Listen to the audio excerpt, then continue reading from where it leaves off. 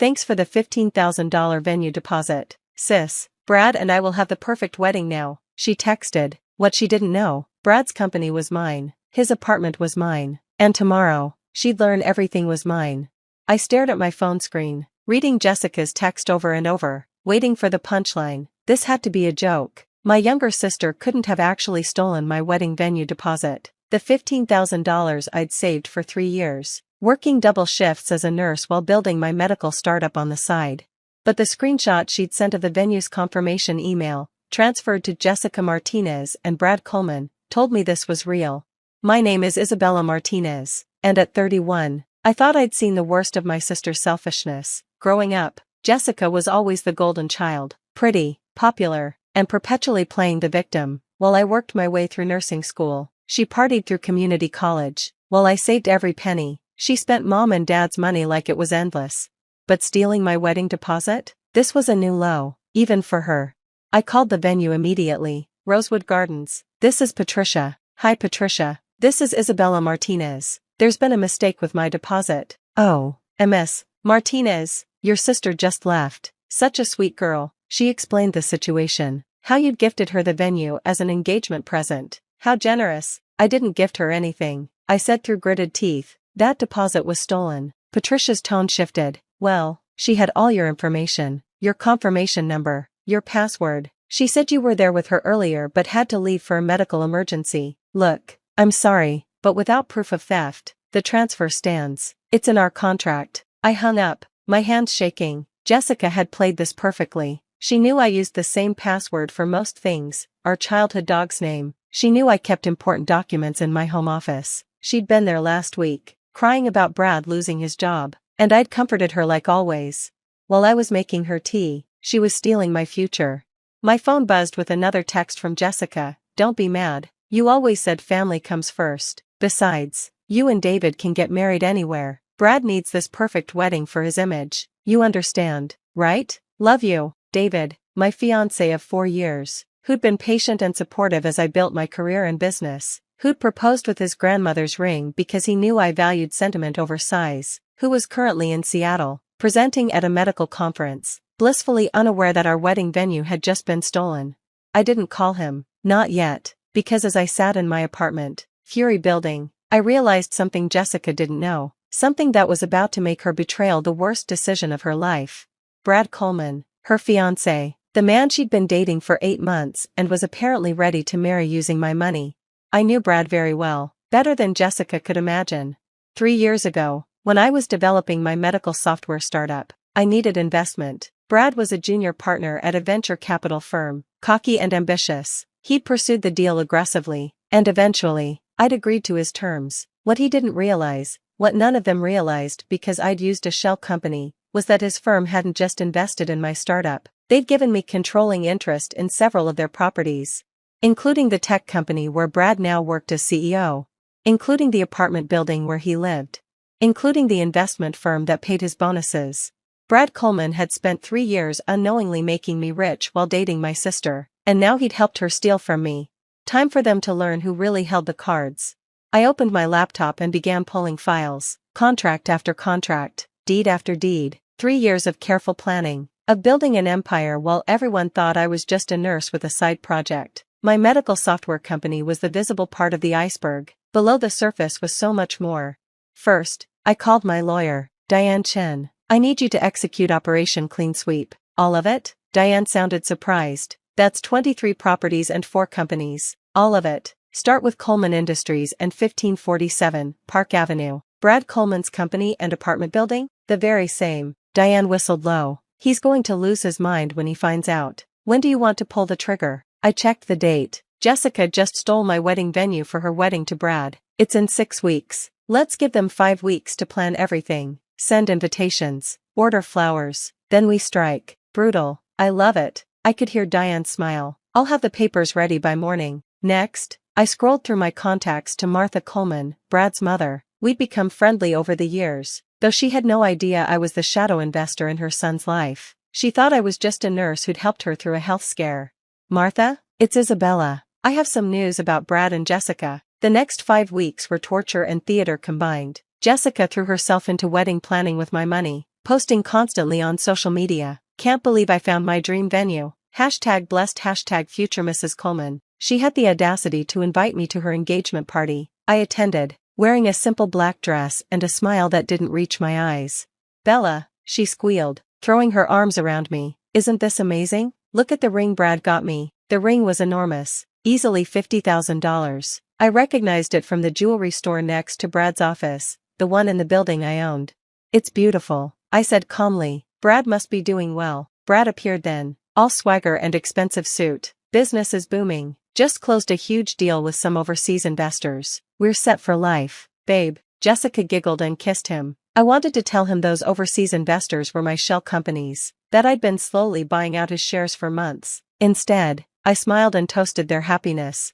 "Oh, Bella," Jessica said suddenly, "I'm sorry about the venue thing, but you understand, right? Brad needed something impressive for his business contacts. Image is everything in his world." "I understand completely," I said. "Image is everything." Mom pulled me aside later. "It was wrong of Jessica to take your deposit, but she's your sister, and she's finally happy. Can't you just let this go? She stole $15,000 from me." "Mom, Brad will pay you back. He's very successful." I bit my tongue. Mom had always made excuses for Jessica. Pretty, helpless Jessica who couldn't possibly be expected to face consequences. Hardworking Isabella who should always be the bigger person.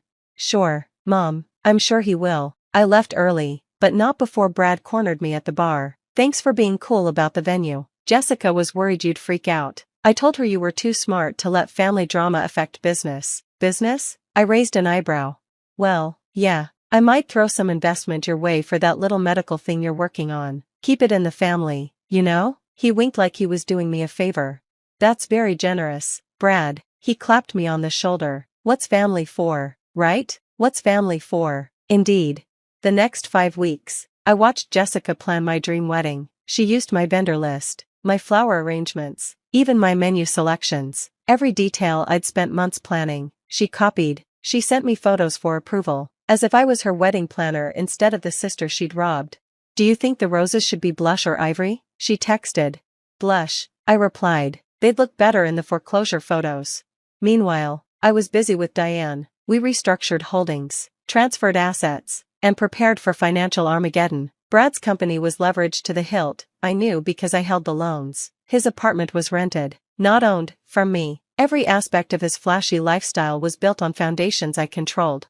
David returned from Seattle concerned about the venue situation, but I told him I had it handled. "Trust me," I said, "we're going to have a better wedding than we ever imagined." He knew me well enough not to push. "Should I be worried about Jessica?" "No," I said. "Jessica should be worried about Jessica." A week before the wedding, things accelerated. I had Martha Coleman over for tea, where she mentioned her concerns about Brad's spending. "He says business is great, but something feels off. He's been so secretive lately, probably just wedding stress," I suggested, pouring her another cup. "Though you're right to be concerned. The market's been volatile. You understand these things better than I do." Martha sighed. "I just hope he's not in over his head." "I'm sure everything will become clear soon," I assured her.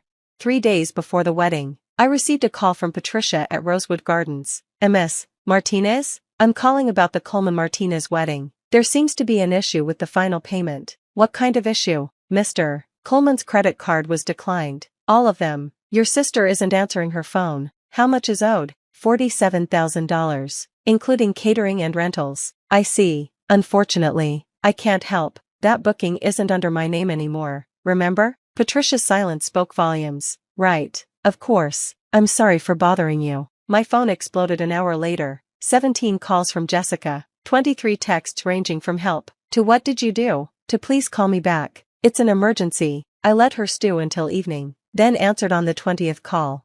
"Bella, thank God," she was sobbing. "Something's wrong with Brad's cards. The venue wants full payment or they'll cancel everything." "That's terrible," I said mildly. "What does Brad say?" "He's not answering. He's been in emergency meetings all day. His assistant said something about frozen assets and investigations." "I don't understand." I did. The SEC had received an anonymous tip about irregularities in Brad's overseas deals. They'd frozen his accounts pending investigation. Amazing how quickly these things moved when you had the right lawyers. "I'm sure it's a misunderstanding," I said. "Brad's so successful, he'll sort it out. But the wedding is in 3 days. Can you help, please?" I'll pay you back. I swear. Pay me back? Like you paid back the $15,000 you stole? Silence. Then, I was going to, Brad said. Brad says a lot of things. Good luck, Jessica. I hung up and turned off my phone. The wedding day arrived gray and drizzly. I dressed carefully in an elegant navy suit, professional, not celebratory. David adjusted my necklace, a simple pearl strand that had been my grandmother's. You sure you want to do this? He asked. I need to see it through, I said. Besides, someone should be there for Mom. What remained of the wedding was held in Jessica's apartment courtyard. The Rosewood Gardens had cancelled when the payment never came through. The caterers, florist, and band had all bailed. Jessica had managed to arrange some last-minute grocery store flowers and a Spotify playlist. About 30 guests showed up out of the original 200. Most of Brad's business contacts had mysteriously urgent commitments after news of the SEC investigation broke. Jessica looked beautiful but hollow in her designer dress, bought, I noticed, before Brad's cards were frozen. She kept checking her phone, probably hoping for a miracle. Brad looked like he'd aged 10 years in 3 days. His suit was the same one from the engagement party, but it hung loose now. Stress had carved lines in his face. Dearly beloved, the officiant began. I wondered if Jessica had paid him or if he was working on credit too.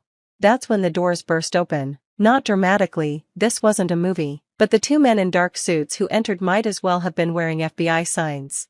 Brad Coleman? The taller one showed his badge. You need to come with us. You're under arrest for wire fraud, money laundering, and insider trading. The courtyard erupted. Jessica screamed. Brad's mother fainted. Mom grabbed my arm so tight she left bruises. I didn't do anything, Brad shouted as they cuffed him. This is a mistake. Tell them, Jessica. But Jessica was backing away, her face a mask of horror, the princess watching her castle crumble. As they led Brad away, his eyes met mine, and in that moment, he knew. I saw the recognition, the understanding, the rage. You, he mouthed. I smiled and gave a small wave. The reception, such as it was, dissolved into chaos. Jessica cornered me in the bathroom, mascara running down her cheeks. You did this, she accused. I don't know how, but you destroyed my life. No, Jessica, you destroyed your life the moment you decided to steal from me. I touched up my lipstick calmly. Did you really think there wouldn't be consequences? It was just money. I was going to pay you back. With what? Brad's money? The money he made from companies I own? I turned to face her. Oh, you didn't know? Coleman Industries, his apartment building, 3 of his major investors, all mine, has been for years. Her face went white. That's impossible. You're just a nurse. I'm a nurse who built a medical software empire, who invested smartly, who played the long game while you played dress up with stolen money. I headed for the door. By the way, Brad's apartment? The lease ends tomorrow. You might want to pack. Bella, please. She grabbed my arm. I'm your sister. Were you my sister when you snuck into my home and robbed me? Were you my sister when you laughed about taking my dream venue? I shook her off. Family means nothing to you except what you can take from it. Well, congratulations. You took everything you could from me, and now you get to live with the consequences. I left her sobbing on the bathroom floor. Outside, David was waiting with the car. How do you feel? He asked as we drove away. Free, I said honestly, and ready to plan our real wedding. At Rosewood Gardens? I laughed. God, no. That place has terrible karma now. I was thinking somewhere tropical. Somewhere Jessica could never afford to follow. The aftermath was swift and brutal. Brad's arrest revealed years of financial crimes I'd had nothing to do with. I'd just helped them come to light. He'd been skimming from investors, hiding money offshore, living a lie as big as his ego. He got 15 years federal time. Jessica lost everything. The apartment, the ring, evidence, the designer clothes, bought with stolen funds, the social media lifestyle, hard to maintain when you're broke. She moved back in with our parents, working at a department store to pay legal fees. She tried to sue me, of course, claimed I'd entrapped Brad, destroyed her life maliciously, but Diane had documented everything perfectly, every transaction legal, every move above board. I'd simply collected what was mine and reported crimes to the proper authorities. Mom still thinks I was too harsh. She's learned her lesson, she says every holiday, hoping I'll forgive and forget. But some lessons need to stick. Jessica stole more than money, she stole my trust, my celebration, my carefully planned future. She thought she could take what I'd earned and face no consequences because she never had before. Now she knows better. David and I got married 6 months later on a beach in Turks and Caicos. Small, intimate, perfect. We used the money from selling Brad's company assets to start a medical foundation. It felt like turning something toxic into something healing. Jessica wasn't invited. She found out through Instagram like everyone else. She texted me a week later, "Your wedding looked beautiful. I'm sorry for everything. Can we talk?" I stared at the message for a long time, then I archived it without responding. Some bridges, once burned, light the way to better places, and I was finally exactly where I belonged, successful, loved, and free from family who only saw me as a resource to exploit. Jessica wanted my wedding venue, my money, my life. In the end, she got exactly what she deserved. Nothing. Retry. Claude can make mistakes. Please double-check responses. The pristine driveway of my parents' Hampton estate stretched before me like a runway, each perfectly manicured hedge a reminder of the wealth they loved to display. I sat in my 10-year-old Toyota Camry, deliberately chosen for this moment, and checked my reflection in the rearview mirror. At 35, I looked nothing like the traditional Wilson success story. No designer clothes, no flashy jewelry, just a simple black dress, and the quiet confidence of someone who knew exactly what was coming. "Miss Sarah Wilson?" The security guard at the gate looked confused, probably wondering why anyone would arrive at the annual Wilson family reunion in such a modest car. "They're expecting you in the main house." Of course they were.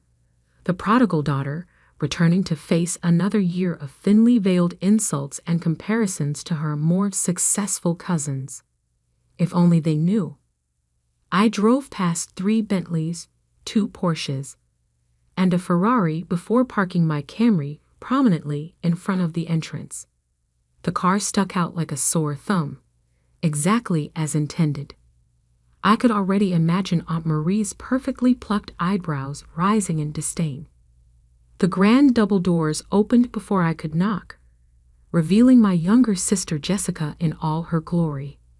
Designer dress, perfect makeup, that practiced look of concern she perfected over the years. "Sarah, you made it." Her voice dripped with false sweetness. "We were worried when you didn't RSVP to the private jet arrangement." "I prefer driving," I said simply, stepping past her into the marble foyer. "Gives me time to think." "About what?" "Your little office job." She laughed, the sound echoing off the high ceilings. "Still pushing papers for that startup." I smiled, patting my laptop bag. "Something like that." The main hall was already filled with the Wilson clan in all their pompous glory. Aunt Marie held court near the fireplace, draped in what looked like half of Cartier's current collection. Uncle George, the family's successful investment banker, was loudly discussing his latest yacht purchase. Cousins Michael and David, both riding the coattails of their father's hedge fund, were comparing their new Rolexes. "Sarah," my mother's voice cut through the chatter. "Darling, we saved you a seat, over there." She gestured to a corner table, far from the main family gathering. The exiles' table, where they put anyone who hadn't lived up to the Wilson standard of success. I moved toward it, noting how conversations hushed as I passed. 8 years ago, I'd walked away from the family investment firm to join a tiny tech startup. Career suicide, they'd called it. A waste of the Wilson name. Still working that dead-end job. Aunt Marie's voice carried across the room, deliberately loud. "You know, your cousin Patricia just made junior partner at Goldman. And here you are." "What?" "Some kind of secretary." The room tittered with polite laughter. I set my laptop down carefully and began connecting it to the massive screen that dominated one wall, officially there for family photo slideshows, but about to serve a very different purpose. "Actually, Aunt Marie," I said calmly, "I thought this would be a good time to update everyone on my career choices." "Oh, this should be good," Jessica smirked, taking her seat next to our mother. "Finally ready to admit you need help?" I straightened up, surveying the room. Every eye was on me, expecting the usual, an admission of failure, perhaps a plea for a position at the family firm. They had no idea what was coming. 8 years ago, I began. When I left Wilson Investment Group, many of you had opinions about my decision to join Quantum Tech Solutions. That ridiculous startup. Uncle George interrupted. Whatever happened to them anyway? I clicked my laptop, and the screen behind me came to life. They went public last year. Perhaps you saw the headlines. The first slide appeared. Quantum Tech's IPO announcement. $4.2 billion valuation. My name listed as Chief Strategy Officer and founding member. The room grew noticeably quieter. But that's not really why I wanted to share this, I continued, clicking to the next slide. You see, I didn't just join Quantum Tech. I was their first outside investor. My personal investment portfolio appeared on the screen. Initial investment, $250,000, my entire savings at the time. Current value, $47 million. That's impossible, Jessica sputtered. You couldn't afford. The next slide shows my complete asset breakdown. I continued as if she hadn't spoken. The tech portfolio, real estate holdings, angel investments, oh, and my recent acquisition of controlling interest in Henderson Global. Uncle George choked on his whiskey. Henderson Global was his firm's biggest competitor. But that's not even the interesting part, I said, my voice still calm and steady. Would anyone like to guess who else invested in Quantum Tech? Early stage, private placement. The room had gone deathly silent. I clicked to the final slide. Because I have here the complete list of everyone who declined my investment offer 8 years ago, including you, Uncle George, who told me I was too naive to understand real business, and you, Aunt Marie, who said little girls should leave investing to the men. Even you, Dad, who called it a foolish waste of time. The numbers told the story. $250,000 invested then would be worth $15 million today. They'd all passed. So yes, I concluded, unplugging my laptop, I am still working that dead-end job. The one that made me worth more than half the people in this room combined. The silence was absolute. Mom's champagne glass slipped from her fingers, shattering on the marble floor. Aunt Marie's face had gone an interesting shade of purple. Now, I said, picking up my bag, I believe dinner is served. Shall we? The walk to the dining room was the quietest the Wilson family reunion had ever been, and I was just getting started. The tension in the dining room could have been cut with the solid gold butter knives Aunt Marie had insisted on displaying. Crystal glasses clinked with nervous energy as the family settled into their usual seats, except now, mysteriously, my corner exile table had disappeared.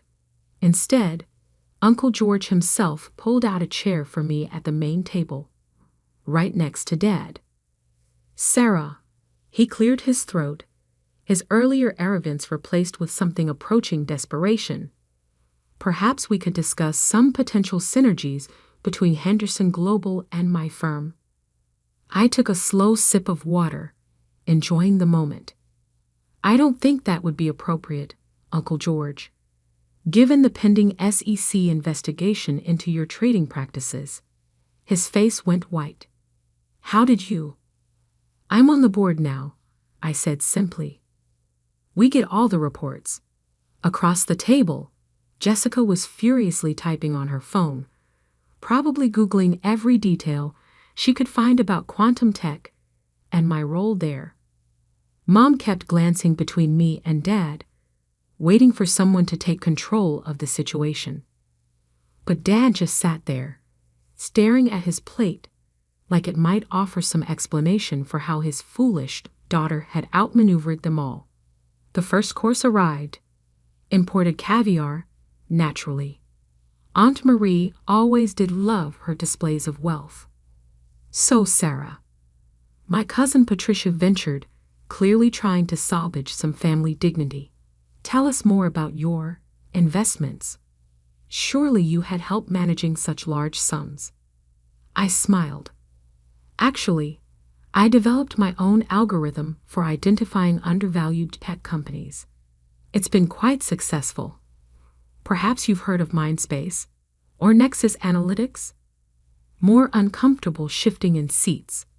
Both companies had been billion-dollar acquisitions in the past year. I was an early investor in both, I continued, along with 17 other startups that went public or were acquired. My personal portfolio has averaged a 312% annual return over the past 5 years. Uncle George choked on his wine. But enough about me, I said, turning to Jessica. How's the new position at Wilson Investment going? Still managing Dad's legacy accounts? Jessica's face flushed. Everyone knew she'd been given a cushy job at the family firm, despite having no real qualifications beyond the Wilson name. We're restructuring, she muttered. Yes, I heard about the client exodus, I said sympathetically. Difficult when people start asking questions about returns and fees, isn't it? Mom finally found her voice. Sarah, darling, perhaps this isn't the time. Actually, Mom, this is exactly the time. I pulled out my phone and pulled up an email. I received an interesting message from Mr. Harrison at First National Bank this morning. It seems they're considering pulling their entire portfolio from Wilson Investment Group. Something about outdated strategies and excessive fees. Dad's head snapped up. First National was their biggest client. Unless, I continued, they see some significant changes in management and approach. They specifically mentioned wanting someone with tech sector experience and a proven track record of innovation. The implication hung in the air like expensive perfume. You wouldn't, Jessica whispered. Wouldn't what? Except if they offered me a position to oversee the restructuring. I raised an eyebrow. You're right. I wouldn't. I already turned them down. Relief flooded Jessica's face, quickly replaced by confusion as I continued. I suggested they move their assets to Henderson Global instead. Under my leadership, we're launching a new tech-focused investment division next month. The second course arrived, Wagyu beef, that probably cost more than my first car. No one touched it. But that's not why I came today, I said, looking around the table. I came because it's time for some truth. 8 years ago, when I left the family business, it wasn't just about following my dreams or proving myself. It was because I saw what was coming. I pulled up another document on my phone and passed it to Dad. His hands shook as he read it. That's an internal audit from 2015, I explained to the table, showing exactly how outdated our investment strategies were, how much we were overcharging clients, how close we were to losing everything. I tried to tell you then. You all laughed. We've maintained our position, Uncle George started. Through relationships and reputation. I cut him off. But that's ending. The next generation of wealth doesn't care about country club memberships or family names. They want results, innovation, actual value. The silence was deafening. So here's what's going to happen, I continued, my voice calm but firm. Tomorrow, Henderson Global will announce its new tech investment division. We'll be offering all Wilson Investment Group clients a chance to transfer their assets, with significantly lower fees and access to the kind of opportunities you've been missing for the past decade. You destroy your own family's business? Aunt Marie gasped. I met her gaze steadily. No, Aunt Marie. I'm offering to save it. But this time, on my terms. The dessert cart rolled in, imported French pastries that would go untouched. The Wilson family reunion had just become a business negotiation. And for the first time in history, they weren't the ones holding the cards. My phone buzzed. A text from my assistant. Henderson Global Board meeting confirmed for tomorrow, 9 a.m. I stood, smoothing my simple black dress. I should go. Early meeting tomorrow. But before I leave, I reached into my bag and pulled out a stack of envelopes, placing them around the table. What are these? Mom asked, her voice barely a whisper. Investment opportunities? I replied. Private placement in 3 pre-IPO companies I fed. The same kind of opportunity you all passed on 8 years ago. Consider it a family discount. Though this time, the minimum investment is $5 million. I turned to leave, then paused. Oh, and Jessica? The corner office at Henderson Global is available if you're interested. But fair warning. We promote based on merit, not last names. The walk to my cannery had never felt so satisfying. Behind me, through the dining room windows, I could see them all frantically opening the envelopes, desperation replacing disdain. Sometimes the best revenge isn't just success, it's making them beg to be part of it. 6 months later, I stood in my new office on the 47th floor of Henderson Global's headquarters, watching the sunset paint the city skyline in shades of gold. The view was different from the stuffy old Wilson Investment Group offices. Modern, expansive, forward-looking, just like our approach to business. My assistant, Marcus, knocked on the door. The quarterly numbers are in. I turned from the window, taking the tablet he offered. The figures made me smile. Assets under management up 42%. Client acquisition rate tripled. Average portfolio returns exceeding market benchmarks by 28%. And Wilson Investment Group? I asked, though I already knew the answer. Down 67% since our announcement. They've lost most of their major clients. He paused. Your father called again. Of course he had. They all had, really. Amazing how quickly disdain turns to desperation when money's involved. My phone buzzed. A text from Jessica. Can we talk? Please? After the reunion, she'd been the first to jump ship, showing up at my office the very next morning. Not out of loyalty or recognition of her past mistakes, but pure survival instinct. Classic Jessica. I'd given her an entry-level position in our analysis department. No corner office, no special treatment. 6 months later, she was actually showing promise. When forced to work for something, she wasn't entirely useless. Ms. Wilson? Marcus interrupted my thoughts. The Forbes interview is here. Emma Parker from Forbes was exactly what I expected. Sharp, observant, and straight to the point. She set up her recorder as we sat in the conference room overlooking the city. Quite a year you've had, she began. From family outcast to one of the most talked about names in finance. Want to tell me how that happened? I smiled. Would you believe it started with a family reunion? The interview lasted 2 hours. We covered everything.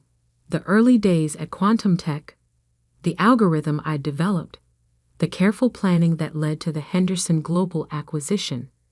But what she really wanted to know about was the family. Your father's firm is struggling, she noted. Sources say they're considering selling. Are they? I kept my voice neutral. Interesting.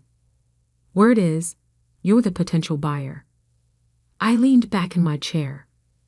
Everything's for sale at the right price. After she left, I had another visitor. Uncle George. He'd aged a decade and 6 months. His previous arrogance replaced by something approaching humility. "Sarah," he began, fidgeting with his now discount watch. "The board, we've been discussing options. I'm sure you have." I kept my focus on my computer screen. "We could merge," he suggested. "Wilson Investment Group still has value. The name, the relationships, had value." I corrected him. Past tense. He deflated visibly. "What do you want, Sarah? Name your price." I finally looked at him. "You still don't get it, do you?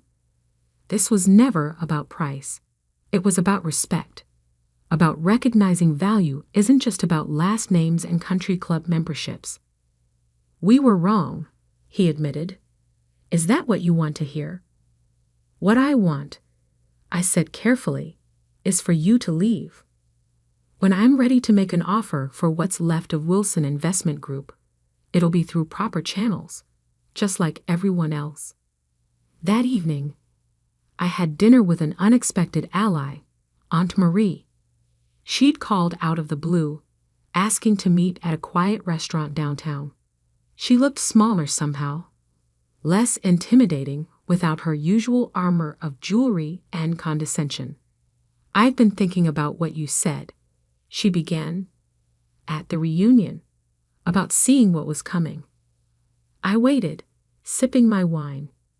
"You tried to warn us, didn't you? All those presentations about digital transformation, algorithmic trading, changing client expectations. We thought you were just trying to show off. And now," she smiled sadly, "and now my investment portfolio is down 60%. My social circle is jumping ship to your firm, and I'm having dinner with the niece I used to mock. Life has a sense of humor, doesn't it?" I pulled an envelope from my bag and slid it across the table. "Speaking of humor." She opened it, her eyes widening. "This is the same investment opportunity I offered at the reunion. The minimum is still $5 million, but the projected returns have actually improved." "Why?" she whispered. "Why offer this to me now?" "Because you're the first one to admit you were wrong without trying to negotiate something in return." 2 weeks later, I stood in the lobby of Wilson Investment Group for the first time in 8 years. The place looked tired, dated, like a relic from another era, which in many ways it was. Dad waited in the main conference room along with the board of directors. The acquisition agreement sat on the table between us. "You didn't have to do it this way," he said quietly as I sat down. "We could have kept it in the family."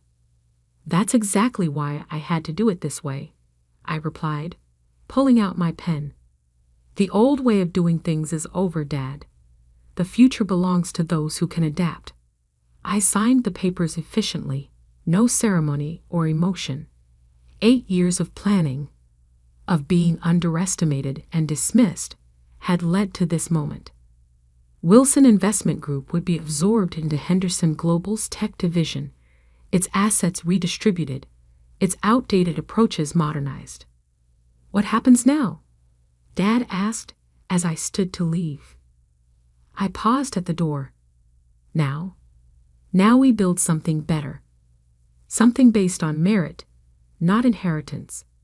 You're welcome to be part of it, as an employee, not an owner. The next morning, I called an all-hands meeting. The old Wilson investment staff mixed uneasily with their Henderson Global counterparts.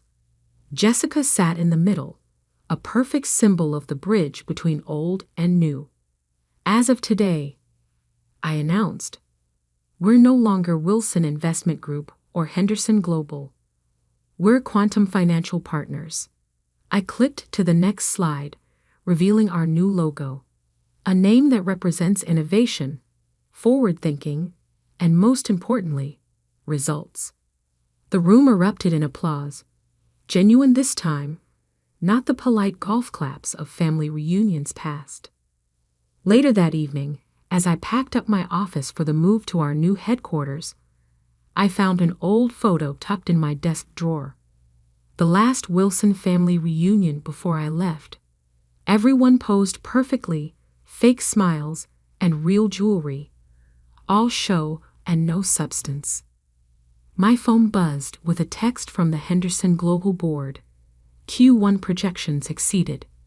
Stock up 12% on acquisition news.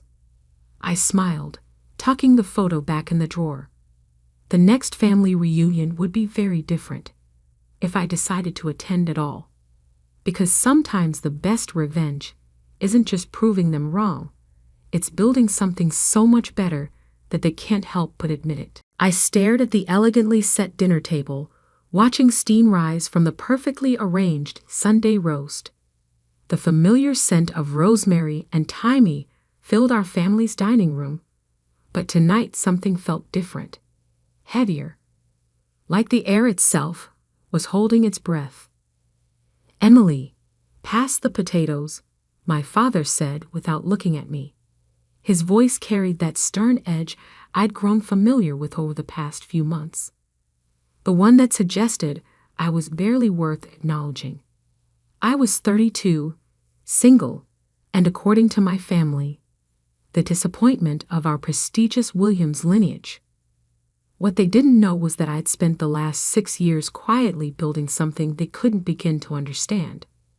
"Did you hear about Marcus?" my mother asked, her perfectly manicured hands gesturing toward my younger brother.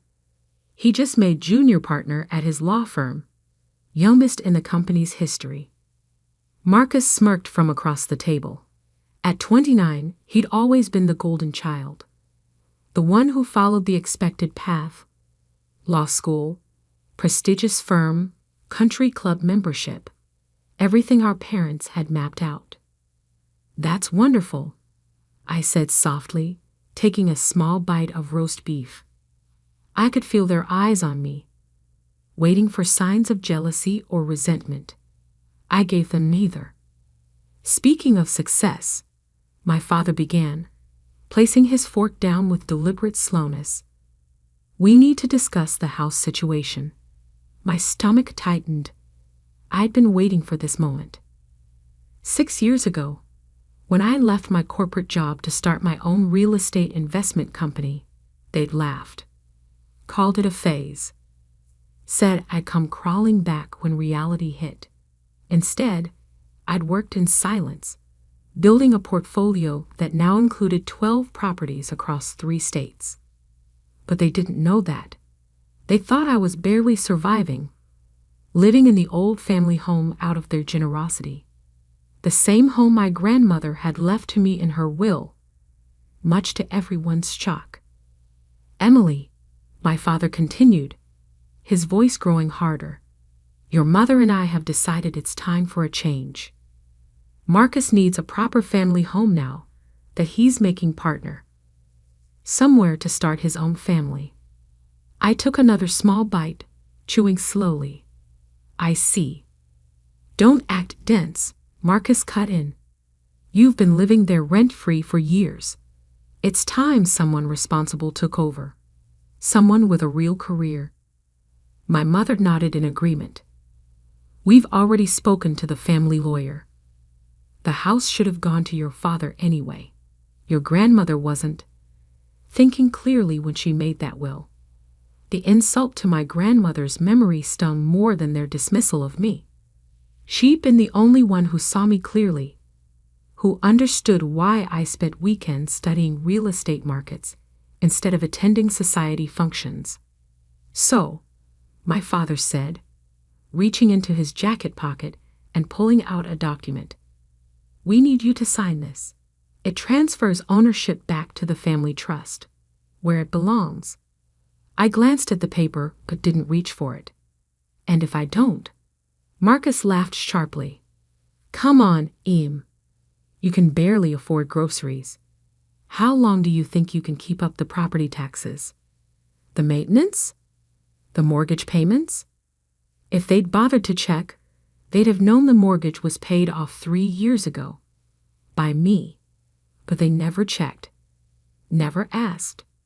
Never saw past their own assumptions. "We're being generous," my mother added. "We'll give you 3 months to find a new place. Maybe that little apartment complex on the east side. The one where your cleaning lady lives." The contempt in her voice made my teaspoon clink against china as I set it down. They'd never approved of Maria, who'd not only cleaned our family home for 20 years, but had become my first business partner, helping me identify undervalued properties in up-and-coming neighborhoods. "The house belongs to me," I said quietly. "Legally and morally." My father's face darkened. "Then you leave us no choice." He stood up, his imposing frame casting a shadow across the table. "Leave your keys and get out. This house belongs to the family now. We'll handle this through our lawyers." I looked at each of them in turn. My father, rigid with authority he'd assumed was absolute. My mother, lips pursed in disapproval she'd perfected over years. Marcus, practically glowing with anticipated victory. Slowly, deliberately, I reached into my purse and pulled out my house keys. The same keys my grandmother had handed me on her deathbed, along with a whispered piece of advice. Sometimes silence is the best strategy. I placed them on the table with a soft clink. "Thank you for dinner," I said, standing up. "And for making this easier than I expected." "Easier?" Marcus scoffed. "You're being kicked out." I smiled faintly. "We'll see." As I walked to the door, my father called out, "Don't bother trying to fight this, Emily. You can't afford the legal fees, and no bank will help you." I paused at the threshold, thinking about the documents waiting in my office, about the carefully orchestrated plan I'd set in motion the moment I heard whispers of their scheme 3 months ago. "Good night," I said softly, and closed the door behind me. In my car, I pulled out my phone and sent a single text to my lawyer. "It's time. Execute tomorrow morning." Then I drove home, my home, and prepared for what would happen when the mortgage company called them at 9 a.m. sharp with news that would shatter their carefully constructed reality.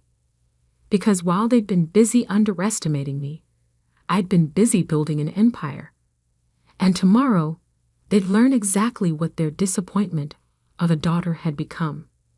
The next morning, I sat in my home office, watching the autumn sunlight filter through tall windows. The antique grandfather clock, another gift from my grandmother, showed 8:57 a.m. In exactly 3 minutes, my family would receive a call that would change everything.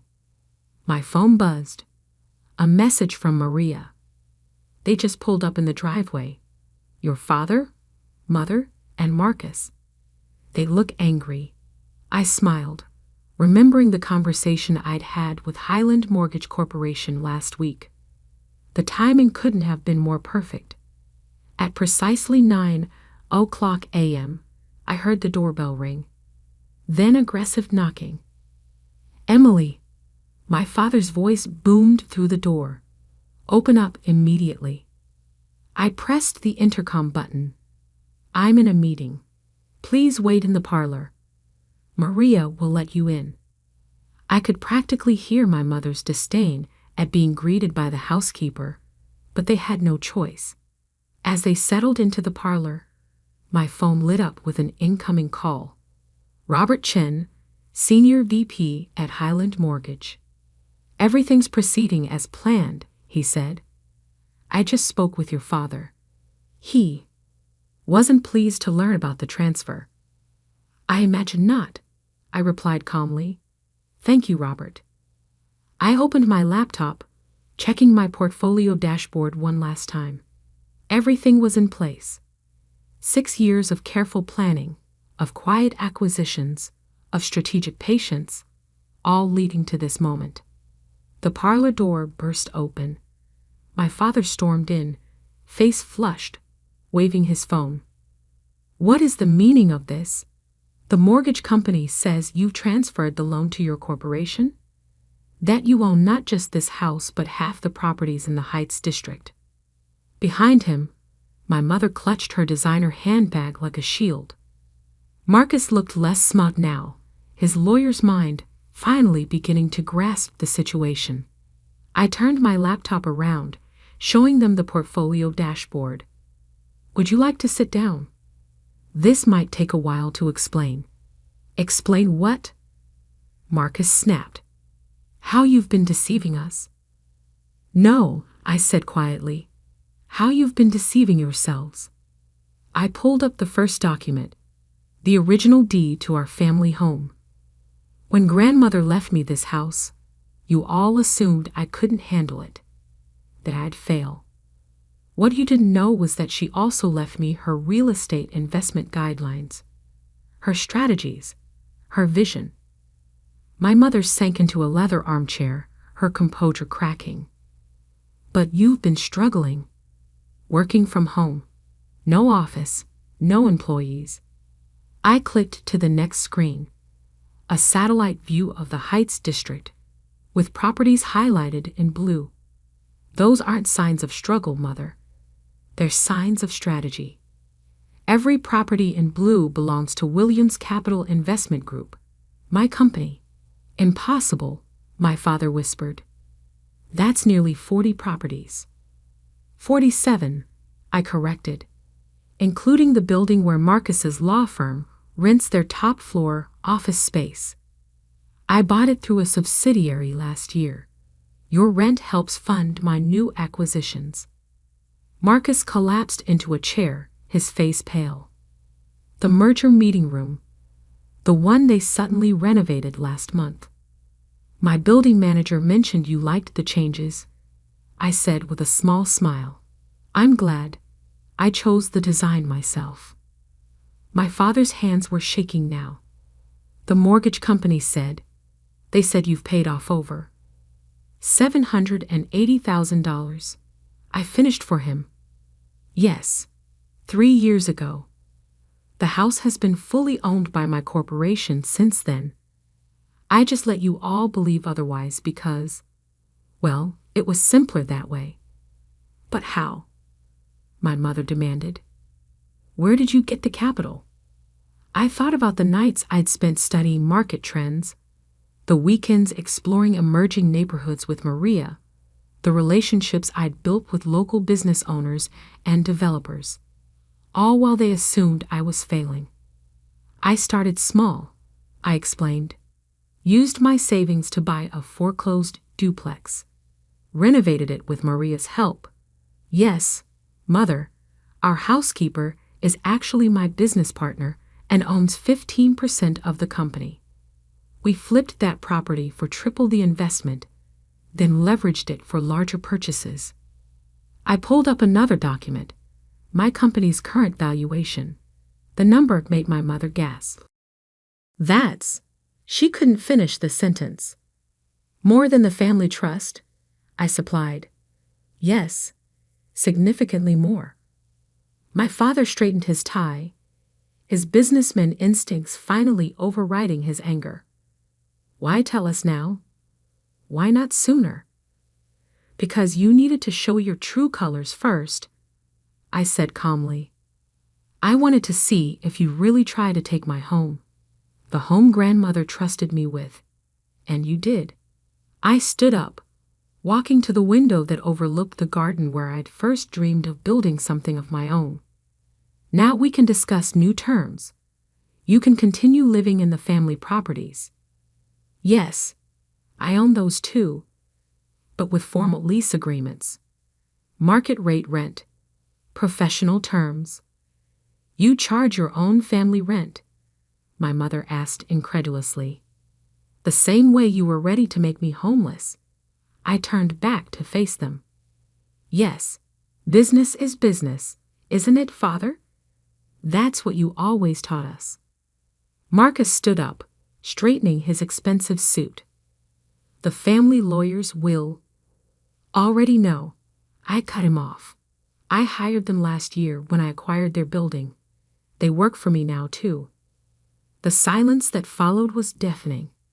Years of assumptions, of dismissals, of quiet condescension, all shattered in a single morning. My father was the first to speak again. "What do you want?" "Respect," I said simply. "Not as your daughter. You've made your feelings clear on that front.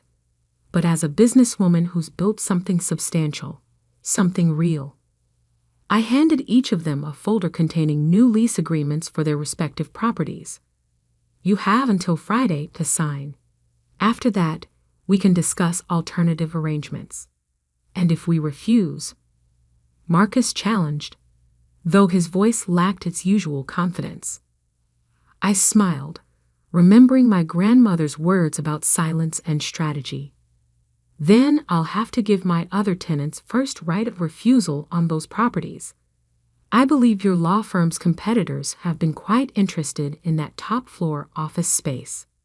As they left my office, folders clutched in shaking hands, I heard my mother whisper to my father, "Did you know?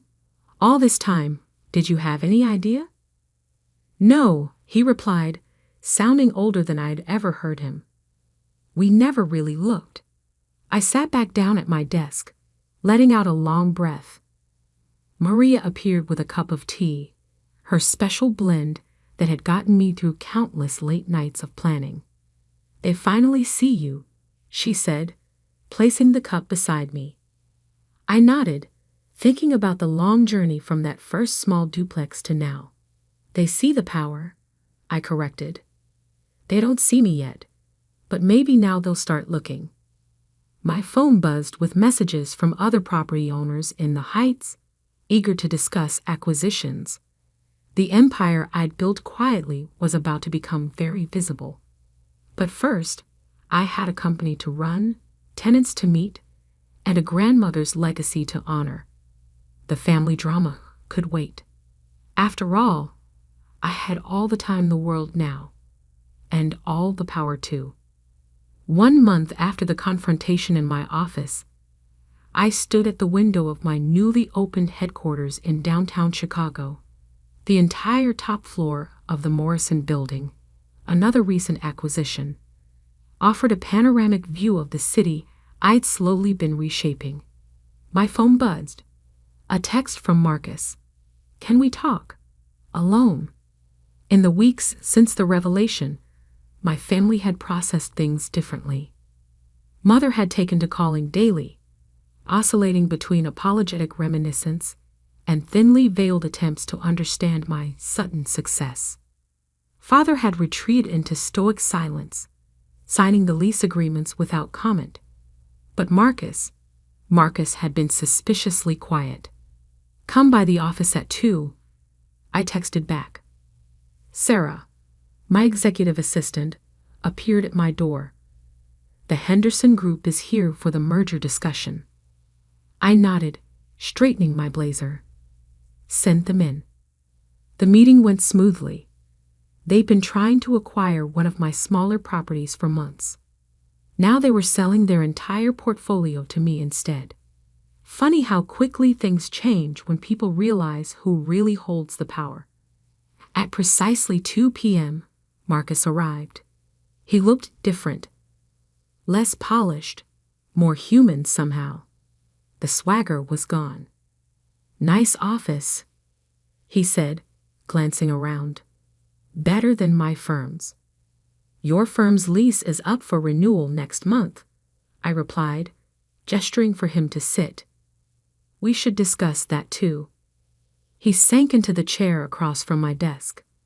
"That's partly why I'm here. They're making cuts. The merger fell through after the clients learned about the ownership changes." I studied him carefully. And I'm being let go," he admitted. "Apparently, having your landlord as an estranged sister isn't great for business." I leaned back, letting the information settle. "What do you want, Marcus?" He ran a hand through his hair, a nervous gesture I remembered from childhood. Understanding, I guess. How did you do it? All of it? Right under our noses? I thought about all the family dinners I'd sat through, listening to them praise his accomplishments while dismissing mine. All the hints I'd dropped that they'd ignored. I learned from grandmother, I said finally. Not just about real estate, but about patience. About letting people underestimate you while you build something undeniable. She always said you were different, he murmured. Special. I just thought. You thought she was being kind to the failing granddaughter, I finished. Everyone did. That was useful. I opened my laptop, pulling up a document I'd prepared weeks ago, waiting for this moment. Your firm isn't failing because of our family drama, I told him. It's failing because their business model is outdated. Their client acquisition strategy is weak, and their market analysis is surface level at best. He blinked. How do you know all this? Because I've been studying them for years, just like I study every tenant, every competitor, every potential opportunity. I turned the laptop toward him. This is a preliminary analysis of where they're bleeding money and how to fix it. Why show me this? Because I'm offering you a job, I said simply. Not out of family obligation, but because you're smart when you're not blinded by ego. I need someone to head our legal department as we expand into new markets. The shock on his face was almost comical. You want me to work for you? With me, I corrected, as an equal partner in the legal side of the business. But understand something. This isn't about family. This is business. You'll earn your place, or you'll lose it, just like anyone else. He stared at the contract I placed before him. Does Father know about this offer? Father doesn't make my business decisions anymore, I replied. Neither does Mother, or anyone else. That's the first lesson you'll need to learn if you accept. Marcus picked up the contract, reading it carefully. His lawyer's instincts hadn't completely abandoned him. The salary is less than I make now, he noted. The base salary is, I agreed. But the equity compensation is significantly higher. Another lesson. Build ownership, not just income. A small smile tugged at his lips. Grandmother taught you that too. Among other things. I stood, walking to the window again. She taught me that real power isn't in what you show people. It's in what you build while they're not looking. He signed the contract without further negotiation, another first. As he left my office, he paused at the door. I'm sorry, Emily, for everything. I know, I said quietly. Now prove it by helping me build something even bigger. That evening, I visited grandmother's grave, placing fresh flowers beside her headstone. The autumn wind rustled through nearby trees as I sat on the small bench we'd often shared. You were right, I said softly. About everything. About letting them think what they wanted while I built what I needed. About patience being more powerful than pride. I told her about Marcus, about the expansion plans, about the empire that had grown from her initial lessons. I like to think she would have been proud, not just of the success, but of how I'd achieved it. My phone buzzed again. Mother, asking about Sunday dinner. This time, she suggested having it at my house. A small acknowledgement of the new reality. I texted back a simple yes. Let them come. Let them sit at my table, in my home, in my success. Let them finally see what had been there all along. A woman who turned their underestimation into an empire. Because sometimes the quietest person in the room is the one you should watch most carefully. Sometimes the child they dismiss becomes the force they can't ignore. And sometimes, just sometimes, Silence isn't surrender, it's strategy. I looked up at the darkening sky, feeling the weight of everything I'd built, everything I'd become. "Thank you, grandmother," I whispered, "for teaching me the power of being underestimated." Then I walked back to my car, ready to continue building, growing, leading. Not for them anymore. Never again for them. But for myself, and for every other person who's been told they're not enough. Because I wasn't just Emily anymore. I was the CEO of a real estate empire, the owner of half the city's prime properties, and living proof that sometimes the best revenge isn't in what you say. It's in what you build while they're not looking.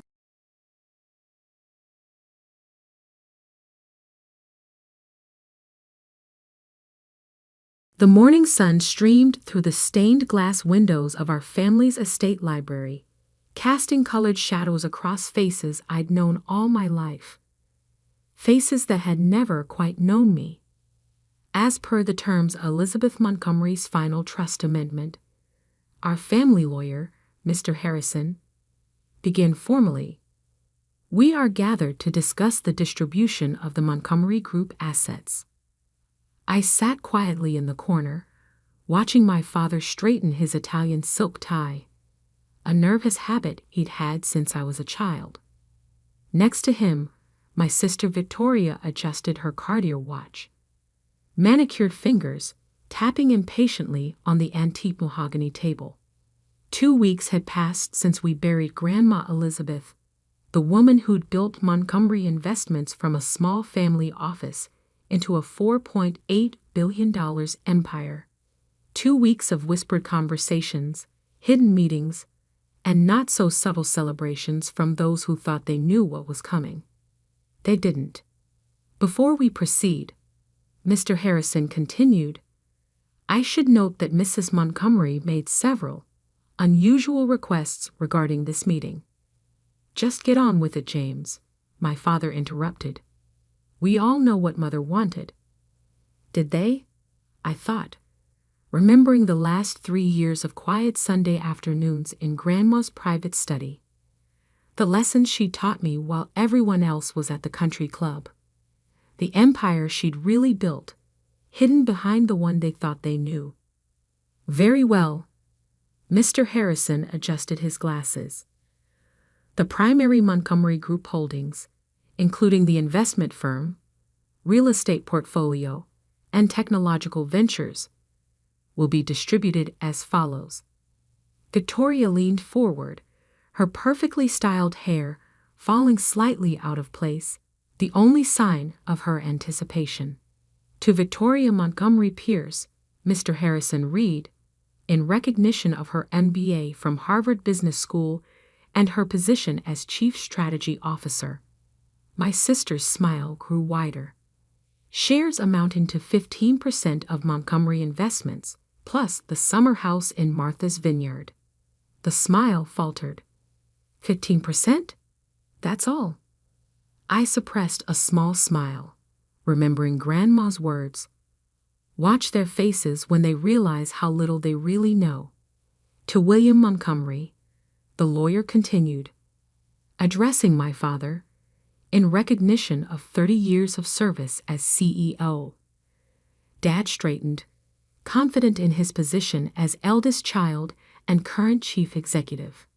"Shares amounting to 20% of Montgomery Investments, plus the London office property." 20. My father's voice cracked. "There must be some mistake. Mother always said—" "If I may continue," Mr. Harrison interrupted firmly. "To various minor shareholders and board members, 10% distributed according to the attached schedule." The room had grown tenser with each announcement. Simple math told them that 55% of the company, the controlling interest, remained unallocated. Finally, Mr. Harrison turned to me. "And to Alexandra Montgomery." "Let me guess," Victoria sneered. "The family photo albums? That's more your speed, isn't it, little sister?" I thought about the last video call with Grandma, 3 days before she passed. About the documents hidden in my apartment safe. About the truth they'd never bothered to see. Alexandra gets nothing, my father announced with a cold smile. Mother and I discussed this extensively. She's not qualified to handle any significant portion of the business. Mr. Harrison raised an eyebrow. Oh, and when was this discussion? Last month, at the hospital. She was very clear about Alex's limitations. I reached for my phone, opening a specific video file. Interesting, because I have Grandma's actual last words right here. What are you talking about? Victoria snapped. Silently, I placed my phone on the table and pressed play. The screen filled with Grandma Elizabeth's face, recorded in her study 3 days before she passed. If you're watching this, she began, her voice strong despite her illness. Then the vultures have already started circling. William, Victoria, I see you both. I've always seen you. My father's face paled slightly. You think you know this company. You think your MBAs and your country club connections make you worthy of what I built. But while you were posturing and plotting, you missed what was right in front of you.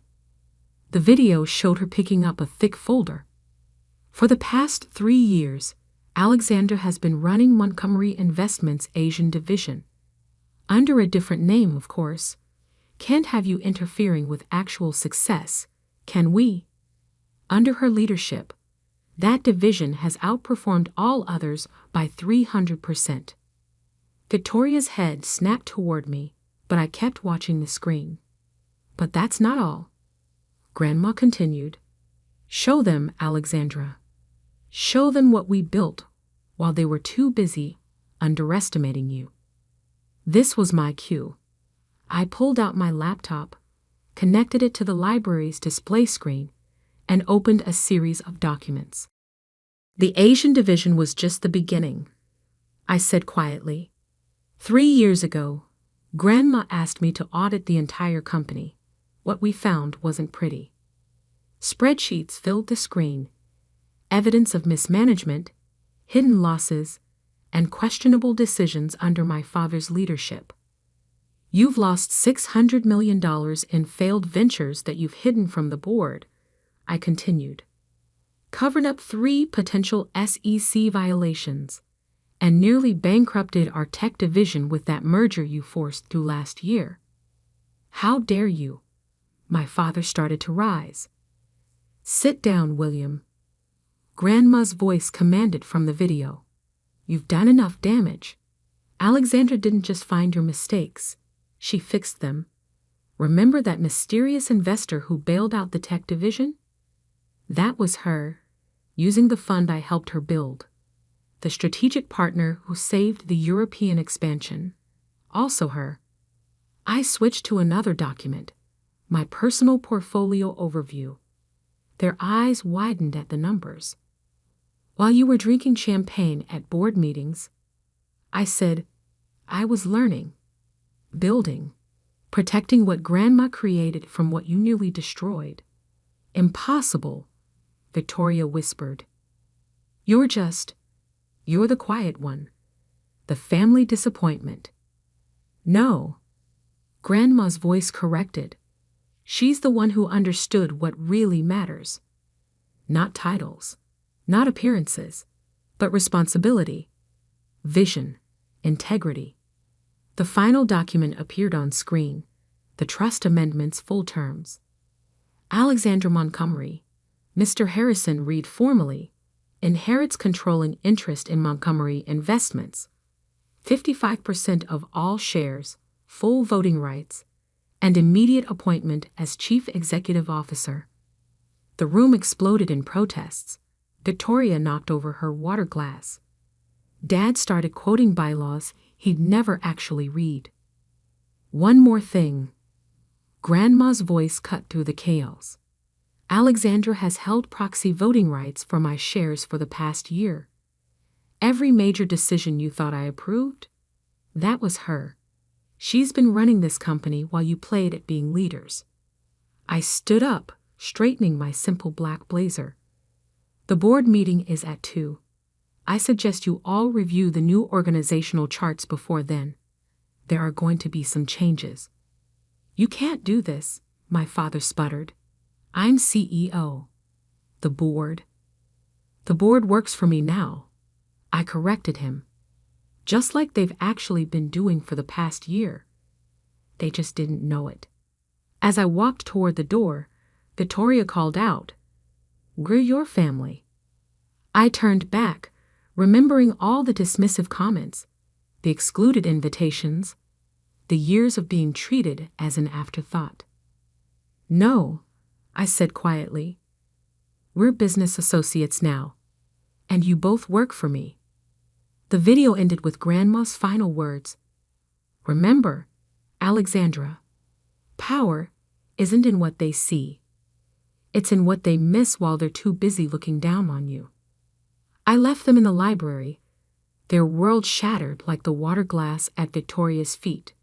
Outside, my assistant waited with updated reports from our Asian offices.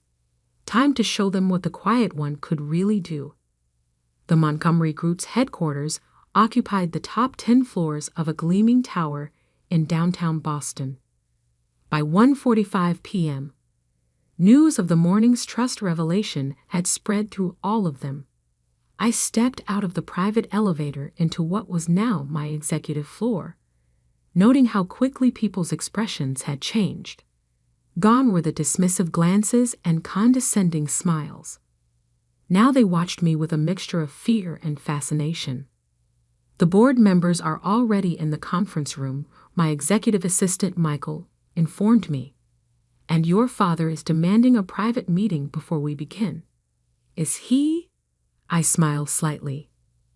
"How's Victoria handling things?" "She's called 6 different lawyers in the past 3 hours. None of them willing to challenge the trust after seeing the documentation." I nodded, unsurprised. Grandma had spent decades building relationships with the best legal minds in Boston. They knew better than to cross her. Or now, me. The main conference room was a testament to corporate power.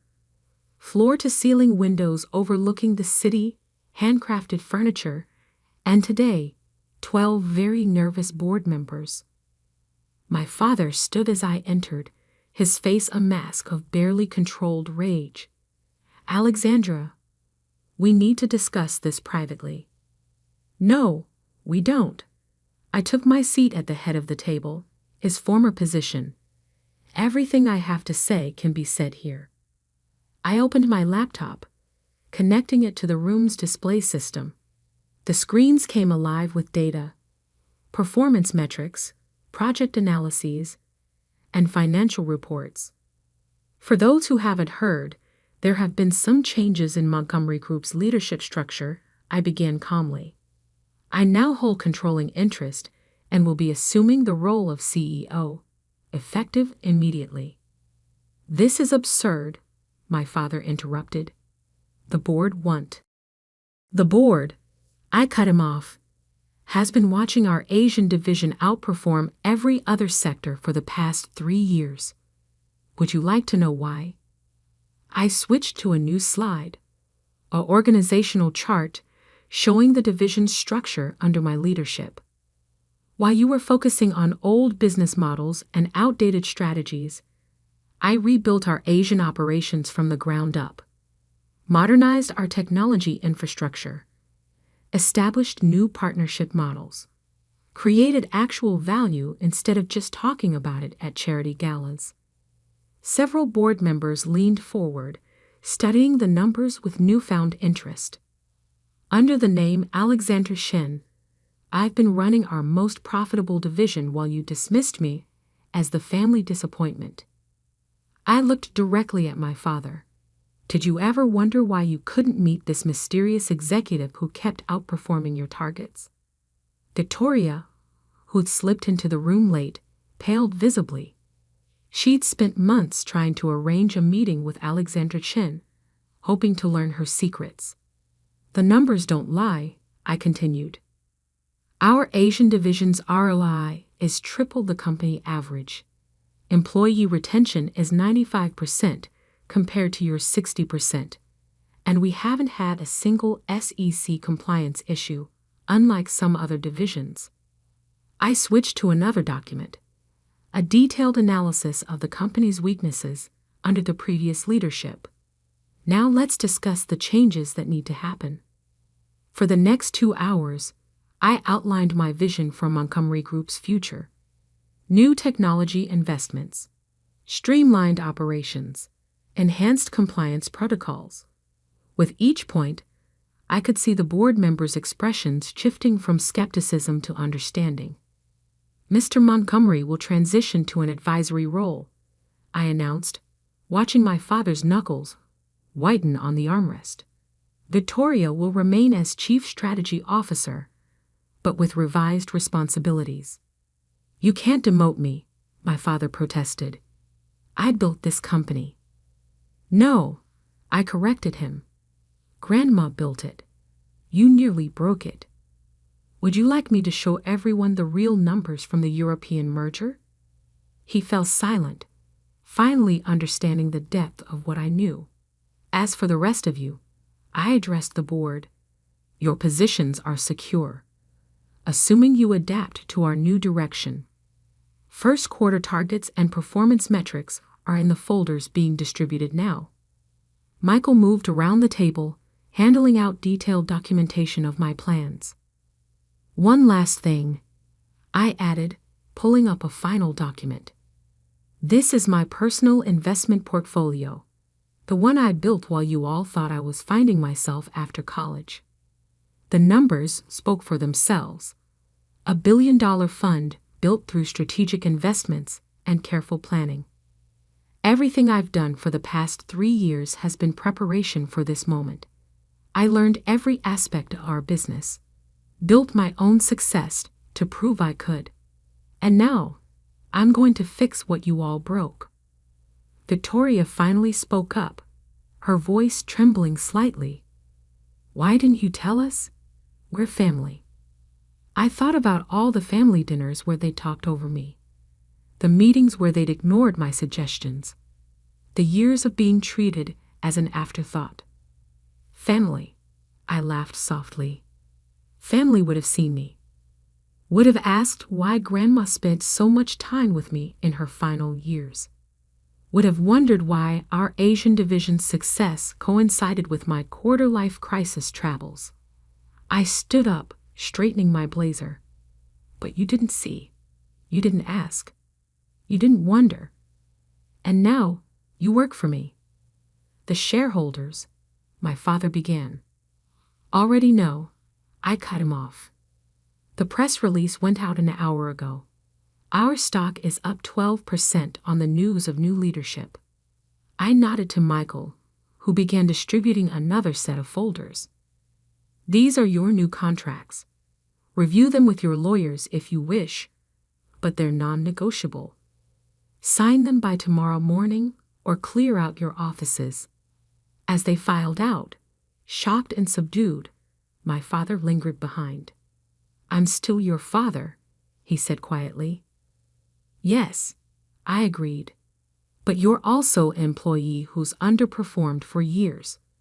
Don't confuse the two. Left alone in the conference room, I walked to the windows, looking out at the city Grandma had taught me to conquer. My phone buzzed. A message from her old assistant. Elizabeth would be proud. Show them what real power looks like. I smiled, remembering Grandma's favorite saying, "Let them underestimate you. It makes the victory sweeter." The real work was just beginning. Time to show them exactly what the quiet one could do with an empire. 3 months after the board meeting that changed everything, I sat in what was now truly my office, reviewing the first quarter results under my leadership. The numbers told a story that even my biggest critics couldn't deny. Stock price up 28%. Operating costs down 15%. Employee satisfaction scores at an all-time high. And most importantly, the toxic culture that had plagued Montgomery Group for years was finally changing. A knock at my door interrupted my analysis. "Come in," I called, already knowing who it would be. Victoria entered, looking different from the polished, arrogant sister I'd grown up with. 3 months of actual work had changed her. Her designer clothes were still impeccable, but there was a new humility in her stance. "The Singapore merger documents are ready for your review," she said, placing a thick folder on my desk. "And I found something else you should see." She hesitated, then pulled out an old leather-bound notebook. It was in Dad's private safe. I think you need to know the whole truth." I recognized the notebook immediately. Grandma's personal journal, the one that had gone missing after her death. "Sit down," I said, gesturing to the chair across from me. "Tell me why you're really here." Victoria sank into the chair, her composure cracking slightly. "I've been reviewing the old board minutes, trying to understand how we missed so much. And I found patterns. Things Dad did that didn't make sense." I opened the journal, already suspecting what I'd find. Grandma had told me pieces of this story, but never the whole truth. "He was embezzling," Victoria said quietly, "for years. Small amounts at first, then larger ones. Grandma knew, didn't she? That's why she chose you." I turned to a marked page in the journal, reading Grandma's elegant handwriting. "William thinks power is about control, about taking. He never understood that true power is about building, protecting, growing. But Alexandra, she sees it, just like I did at her age." "Did you know," Victoria asked, "about Dad's theft?" "I knew enough," I replied. "Grandma showed me the evidence 3 years ago. It's why we started preparing for this transition." I pulled out my laptop, opening a secure folder. "These are the complete records. Nearly $50 million over 12 years, hidden in offshore accounts. Money that should have gone to employee pensions, research and development, company growth." Victoria's face paled. "What are you going to do?" "What I've already done," I said calmly. "The money has been recovered and returned to the appropriate accounts. Dad's assets have been frozen, and he has exactly one chance to make this right." On cue, my father walked into the office, escorted by Michael. He looked older than he had 3 months ago, the weight of his secrets finally showing. "Sit down, Dad," I said, gesturing to the other chair. "It's time we had an honest conversation about legacy." He saw the journal on my desk and seemed to deflate further. "Elizabeth knew." "Grandma knew everything," I confirmed. "Every hidden transfer. Every falsified report. Every lie you told the board. She knew, and she prepared for this moment." I opened another file on my laptop, a video recording I'd never shown anyone. Grandma, sitting in her study 2 years ago, looking directly at the camera.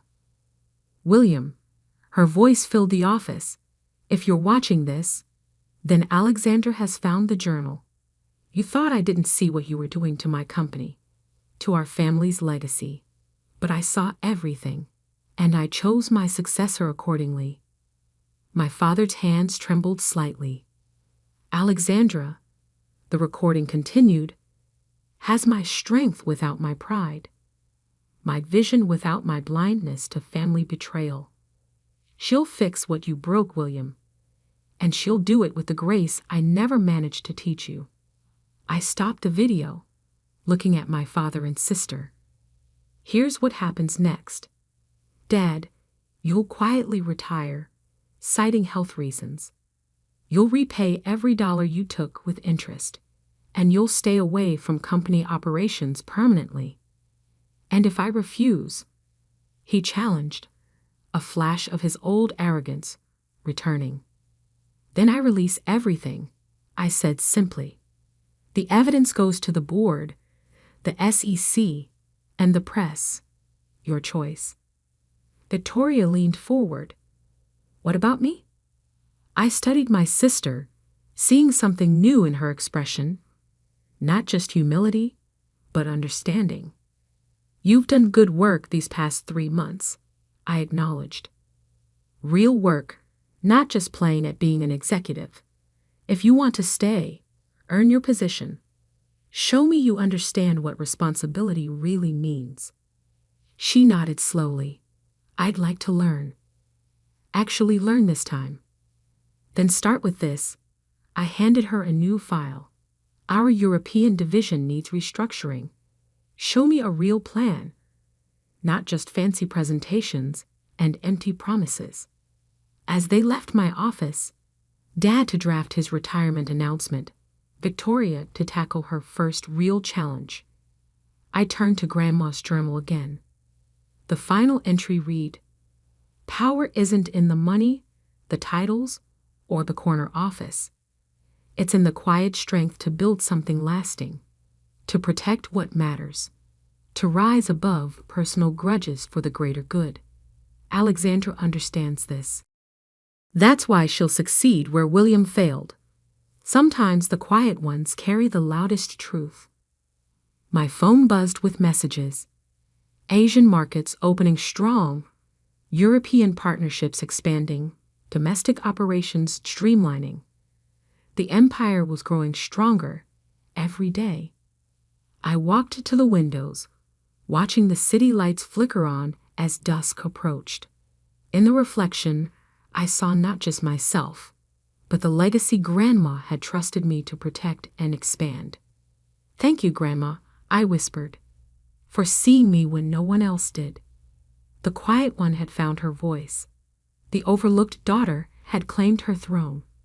And the real work of building something lasting was finally, truly beginning. Because sometimes the greatest power lies not in what you take, but in what you build. Not in how loudly you speak, but in how carefully you listen. Not in the title you claim, but in the legacy you protect. The Montgomery Group would rise again, stronger than ever. Built on truth this time, not secrets. On merit, not manipulation. On quiet strength, not empty power. And I would make sure of it. One decision, one day, one victory at a time. The mahogany conference table gleamed under soft recessed lighting. 15 seats, all occupied except one. Mine. I was standing, watching faces I'd known for 15 years try to hide their satisfaction behind masks of corporate concern. "Please understand, Sarah," James Whitman, our newly appointed CEO, said with practiced sympathy. "This isn't personal. The board has voted. We're moving in a new direction." I looked at each of them in turn. Miranda from finance, who'd started as my intern. Peter from operations, who'd called me at 3 a.m. countless times to solve critical system failures. And Thomas, my oldest friend on the board, who suddenly found his Mont Blanc pen fascinating. At 45, I'd spent a third of my life building Nexus Technologies from a struggling startup into a $2.8 billion company. But they'd forgotten that, or maybe they'd chosen to forget. Times change, James continued, adjusting his Rolex, a gift from his father, who'd bought his way onto the board 6 months ago. We need fresh perspectives, new energy. What they meant was they needed someone more manageable. Someone who wouldn't question their aggressive growth strategies or their ethical shortcuts. Someone not like me. "The severance package is generous," Miranda added, sliding a thick folder across the table. 6 months' salary, full benefits continuation, and a non-compete clause. I picked up the folder without opening it. When would this be effective? Immediately, James said, barely containing his smirk. We'll announce the transition this afternoon. 15 years of dedication, of missed birthdays and canceled vacations, of solving problems they hadn't even known existed, reduced to an afternoon announcement. I see, I said quietly, reaching for my laptop bag. May I make one suggestion before I leave? James waved his hand magnanimously. Of course, you've earned that much. I pulled out my laptop, opened it slowly, and typed in my password. The familiar blue glow illuminated my face as I turned it toward them. You might want to look at this first. The United States Patent and Trademark Office website filled the screen. Specifically, the page showing Patent No. US 9,847,621 B2. The core technology that powered every product Nexus had released in the last decade. What about it? Thomas asked, finally looking up from his pen. We all know about the company's patents. Look at the assignee, I said softly. James leaned forward, squinting at the screen. His face went from confident to confused to pale in the span of 3 seconds. Because there, in clear black and white, was my name. Not Nexus Technologies. Not the company's holding corporation. My name. This must be a mistake, Miranda stammered. I pulled up another document, then another, and another. 7 patents in total, all fundamental to Nexus's operations, all registered under my personal ownership. When I joined Nexus, I explained calmly, it was failing. The original technology was flawed. I rebuilt it from scratch, working nights, weekends, holidays. The company was too broke to file patents, so I paid for them myself. Filed them in my name. But that's company property, James sputtered. No, I corrected him. It's my property. Licensed to Nexus through an agreement that requires my continued involvement in operations. Page 6, paragraph 4 of my original contract. The one your father's lawyers apparently didn't read carefully enough. The room had gone completely silent. Even the usual hum of the air conditioning seemed muted. That agreement expires, I continued, checking my watch. Approximately 45 minutes after my termination becomes effective. Peter, always the quickest with numbers, spoke first. Without those patents, Nexus can't legally produce or sell any of its current products. I finished for him. Not the security software, not the encryption tools, not even the client management system. James's face had turned an interesting shade of gray. You're bluffing. The shareholders will be very interested to learn that the board just invalidated the company's right to use its core technology, I said, closing my laptop. I imagine the stock price reaction will be dramatic. Miranda was already on her phone, frantically texting what I assumed was the legal department. Too late. You planned this, Thomas said quietly. You knew they were going to push you out.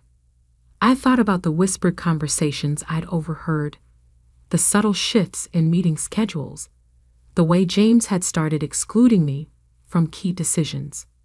I've survived 3 hostile takeover attempts, 2 market crashes, and countless corporate power plays. I replied, Did you really think I wouldn't see this coming? I stood, smoothing my blazer. Now, we have 2 options. 1, you can proceed with my termination, and I'll begin licensing discussions with your competitors tomorrow morning. I believe Microsoft has already expressed interest. Or, James croaked, or we can call an emergency board meeting.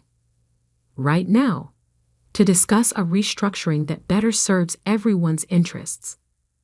You're blackmailing us, Miranda accused. No, I corrected her. I'm protecting what I built, what I earned.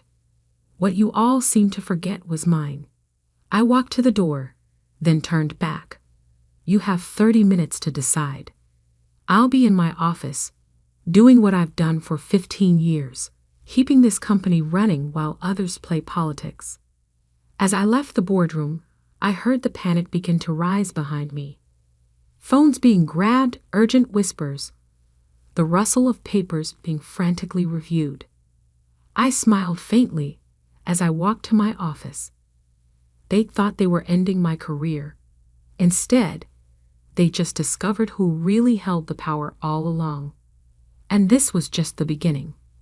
28 minutes later, my office door burst open. James stood there, his perfectly tailored suit now slightly rumpled, his confident smirk replaced by barely controlled panic. The lawyers confirmed it, he said, his voice hoarse. All 7 patents. The licensing agreements. Everything. I didn't look up from my computer screen. And the board is reconvening. Now. He swallowed hard. Please. I took my time shutting down my laptop, gathering my files. Power isn't just about having leverage. It's about knowing how to use it.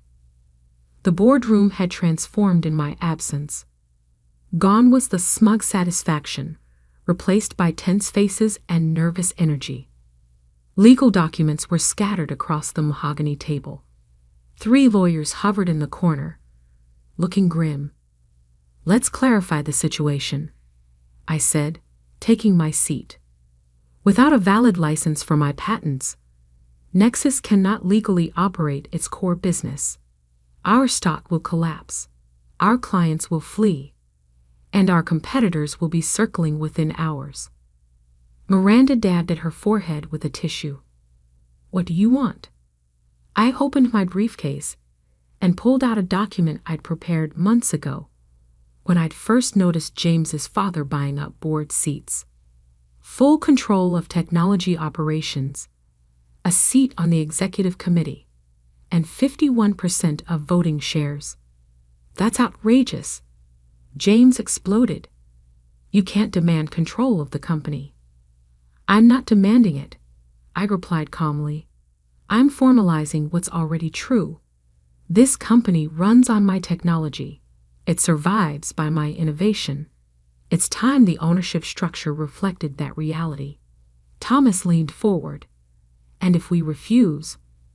I pulled out my phone, opened my emails. Then I send this press release to the Wall Street Journal. Nexus Technologies loses rights to core patents. I imagine our stock will drop 60% before trading is halted. Peter, ever the pragmatist, spoke up. She's right. Without those patents, we're worthless.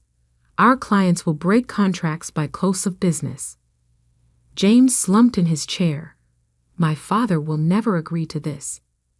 Your father, I said sharply, bought his way onto this board 6 months ago. I built this company's foundation 15 years ago. Call him if you want. But do it quickly. We have.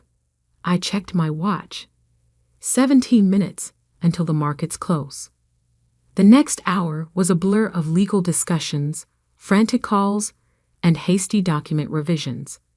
James's father tried to fight it, threatening lawsuits and regulatory investigations.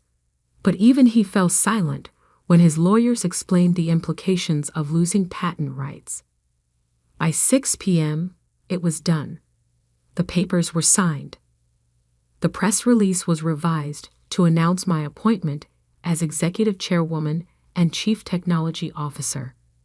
The stock actually went up 2 points on the news. As the board members filed out, shoulders slumped in defeat. Thomas lingered behind. You could have told me, he said quietly. We were friends. Were we? I asked. You knew what they were planning. You said nothing. He had the grace to look ashamed. I didn't think you fight back. You always seemed so accommodating. I smiled. That was your first mistake, confusing patience for weakness. And the second? Forgetting who really built this company. I gathered my things, ready to head to my new office, the CEO's corner suite. I'll see you at tomorrow's executive committee meeting. Don't be late. As I walked through the building that evening, employees stopped to stare. News had spread fast. The quiet tech genius who'd been about to be ousted was now their boss. My phone buzzed constantly. Journalists seeking comments, competitors testing waters, old colleagues offering congratulations. I ignored them all except one message from my mentor, Dr. Helen Chen, who taught me my first coding class 20 years ago. Remember, true power isn't in the patents. It's in making something they can't live without. I smiled, thinking of all the nights I'd spent writing code while others attended cocktail parties. The weekends debugging systems while they played golf. The years of being underestimated while I quietly secured my position. In my new office, I stood at the floor-to-ceiling windows, watching the city lights flicker on. The view was different from up here. Clearer, like finally seeing the whole board in a chess game you've been playing all along. My assistant, formerly James's, appeared at the door. Mr. Whitman's personal items have been removed from the office, and the executive team is requesting a meeting first thing tomorrow. Schedule it for 10 a.m., I replied. And Sarah? Have facilities changed the access codes to the R&D labs, effective immediately. She nodded and disappeared. I sat down at my new desk, opened my laptop, and began reviewing the projects James had approved in recent months. Each one a potential mistake I'd have to fix. Each one a reminder of why I'd needed to take control. The night stretched ahead, full of work to be done. But for the first time in 15 years, I wasn't building someone else's dream. I was protecting my own. The next morning, I arrived at 7 a.m. to find the executive floor already buzzing with nervous energy. Change ripples through a company like electricity, and everyone was waiting to see where the new current would flow. My new executive assistant, Sarah, met me at the elevator. The team's quarterly reports are on your desk, and James's father is in the lobby, demanding to see you. Is he? I smiled slightly. Let him wait. We have more important matters to handle. In my office, still being redecorated from James's leather and Trome aesthetic to something more practical, I reviewed the reports I'd been deliberately kept away from for months. The picture they painted was worse than I'd expected. Under James's leadership, Nexus had started cutting corners. R&D budgets slashed, quality control reduced, client concerns ignored, all to boost short-term profits and justify his excessive compensation package. At 9:58 a.m., the executive team filed into the conference room. 8 people who'd previously reported to James, now shifting uncomfortably under my gaze.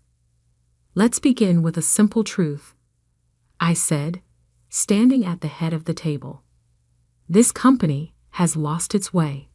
I projected their quarterly reports onto the screen.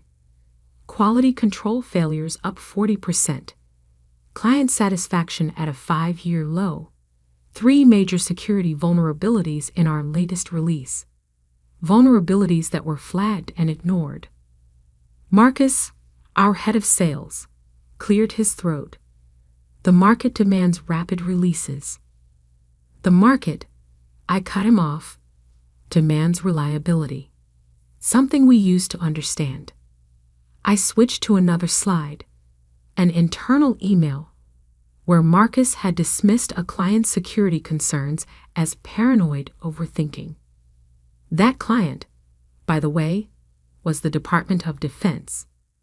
They're reviewing all their contracts with us, Anyone want to guess how much revenue we'll lose if they walk? Silence fell over the room. Here's how things will work going forward, I continued. Every decision that affects our technology goes through me. Every shortcut ends now. Every client complaint gets addressed, not dismissed. I handed out new organizational charts. Several positions had been eliminated or restructured. Those who can't adapt to these changes should submit their resignations by end of day. Severance will be fair, but non-negotiable. Lisa, our HR director, raised her hand tentatively. And those who stay? Will help rebuild what we've lost. Our reputation, our standards, our integrity. The meeting lasted 3 hours. By the end, 3 executives had resigned. The remaining 5 looked shell-shocked but determined. Afterward, I finally allowed James's father, William Whitman, to be shown up to my office. You think you've won, he spat, not bothering with pleasantries. But you've made powerful enemies. I kept working on my laptop, not looking up. Your son nearly destroyed 15 years of my work in 6 months. The only reason you're still allowed in this building is because I respect what this company means to its employees and clients. I'll fight this, he threatened. I have resources. You have nothing, I interrupted, finally meeting his gaze. Your resources come from investments that depend on market confidence. Would you like to see what happens to your portfolio when I announce that Nexus's former leadership compromised national security contracts? His face paled. You wouldn't dare. Try me. I stood up. You bought your way onto my board, installed your son to stroke his ego, nearly wrecked something I spent my life building.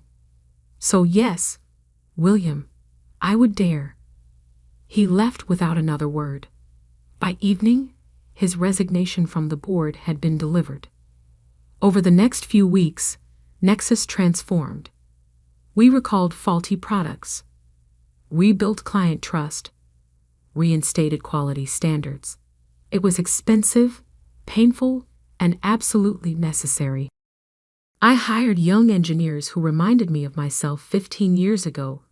Brilliant, dedicated, more interested in solving problems than playing politics.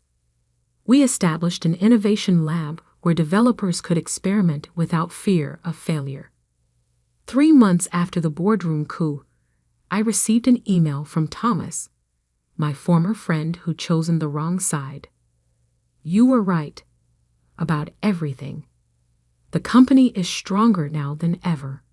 I should have stood by you. I replied with a quote from our first business plan, written on a coffee-stained napkin 15 years ago. Technology without integrity is just expensive failure waiting to happen.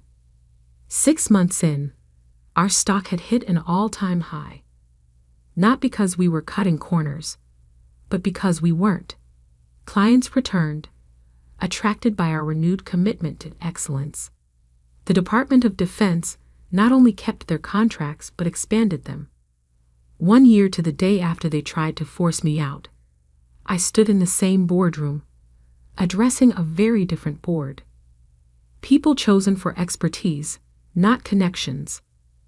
Leaders who understood that innovation requires both freedom and responsibility. A year ago, I told them, this company forgot its foundation. Forgot that technology isn't just about code and patents. It's about trust, about building something that lasts. I looked around the table, seeing nods of understanding. We lost our way once. We won't lose it again. That evening, as I worked late in my office, Sarah brought in a special delivery, a frame containing my first patent certificate. I hung it on the wall, a reminder of where everything started. My phone buzzed with a text from Dr. Chen. Saw your company's latest innovation awards. Well done. Still making things they can't live without. I smiled, looking out at the city lights. "No," I typed back. "Making things worth living up to. Because in the end, that's what it was all about. Not the patents that gave me power, but the principles they protected. Not the control I'd gained, but the legacy I was building. A legacy of innovation with integrity, of power used responsibly, of quiet strength that didn't need to shout to be heard. Let them underestimate the quiet ones," I thought. "We're the ones who build the foundations they stand on. And when those foundations shake, they remember who really holds the power. Not in patents or positions, but in the simple, undeniable truth that some things can't be bought or stolen. They have to be earned." The Blackwood family's annual shareholders' meeting always took place in the same room, a wood-paneled chamber on the 50th floor of our headquarters overlooking Manhattan. For 40 years, it had been a theater for my Uncle James's power plays. Today it would become the stage for his downfall. I sat quietly at the far end of the table, watching him hold court. At 65, James Blackwood still commanded attention. Tailored suit, steel gray hair, and the arrogant confidence of a man who'd never been challenged. "The numbers speak for themselves," he'd announced, gesturing to the presentation screen. "Under my leadership, Blackwood Industries has maintained its position as the leading defense contractor on the East Coast. My cousins, his sons Michael and Peter, nodded approvingly. They'd inherited their father's swagger, if not his business acumen. Next to them, my father David, James's younger brother, stared at his hands. He'd given up fighting James's control years ago. I thought about the real numbers hidden in my laptop, the ones that told a very different story.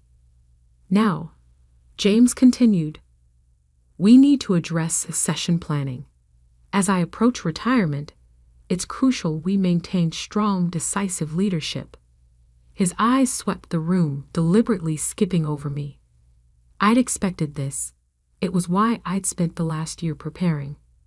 "Michael will assume the role of CEO," James declared. "Peter will become COO. Together, they'll lead Blackwood into the next generation." The sycophants on the board murmured their approval. Old men in expensive suits, all owing their positions to James's patronage. "Any questions?" James asked, his tone suggesting there better not be. I raised my hand, the first time I'd ever done so in these meetings. James's eyebrows lifted slightly. "Yes, Sarah." Something unclear about the presentation. "Actually," I said softly, opening my laptop, "I have some questions about the Jensen defense contract." The room temperature seemed to drop. The Jensen contract was James's pride, a $2.8 billion deal he'd negotiated personally. "That's been finalized," he dismissed. "Nothing to discuss." "Really?" I connected my laptop to the room's display system, because these documents suggest otherwise. The screen filled with financial records, the real ones, not the sanitized versions James had presented. "What is this?" Michael demanded. "The truth," I replied. "The Jensen contract is bleeding money. Cost overruns, missed deadlines, quality control failures. We're on track to lose $400 million by year's end." James's face darkened. "You're overstepping, girl. This isn't your concern." "Actually," I continued calmly, "as majority shareholder, it's exactly my concern." The room went still. Peter actually dropped his Mont Blanc pen. "What did you say?" James's voice was dangerous now. I reached into my briefcase and withdrew a thick folder. Ownership documents, transfer records, board certifications, all properly filed and legally binding. "Impossible," James snarled. "I control this company." You did, I corrected him. Until I started buying shares. Quietly. Systematically. Through various holding companies you never bothered to investigate. I distributed copies of the documents. For the past year, I've owned 51% of Blackwood Industries. Every major decision you've made required my proxy, which my father provided, acting as my silent partner. All eyes turned to my father, who finally looked up from his hands. It's true, he said quietly. Sarah showed me the truth about James's management 6 months ago. The falsified reports, the hidden losses, the contracts awarded to his friends' companies at inflated prices. James lunged to his feet. This is absurd. A weak woman can't run this empire. The board won't stand for it. The board, I noted, serves at the pleasure of the majority shareholder. Would you like to see the termination papers I've prepared for those who've been helping you hide the truth? Several board members shifted uncomfortably in their seats. You're bluffing, Michael declared. You don't have the experience. Harvard MBA. I cut him off. 5 years at Goldman Sachs. 3 years running my own investment firm. While you were playing golf and attending charity galas, I was learning how to actually run a company. I stood up, smoothing my blazer. Now let's discuss the real state of Blackwood Industries, starting with the offshore accounts where you've been hiding the company's assets. You can't prove, James began. I pulled up another document. Bank transfers, email trails, board minutes where you deliberately misled shareholders. Would you like me to continue? The room had gone from hostile to terrified. These men had spent decades enabling James's corruption, confident in their protected positions. This meeting is adjourned, James tried to declare. No, I said firmly. This meeting is just beginning.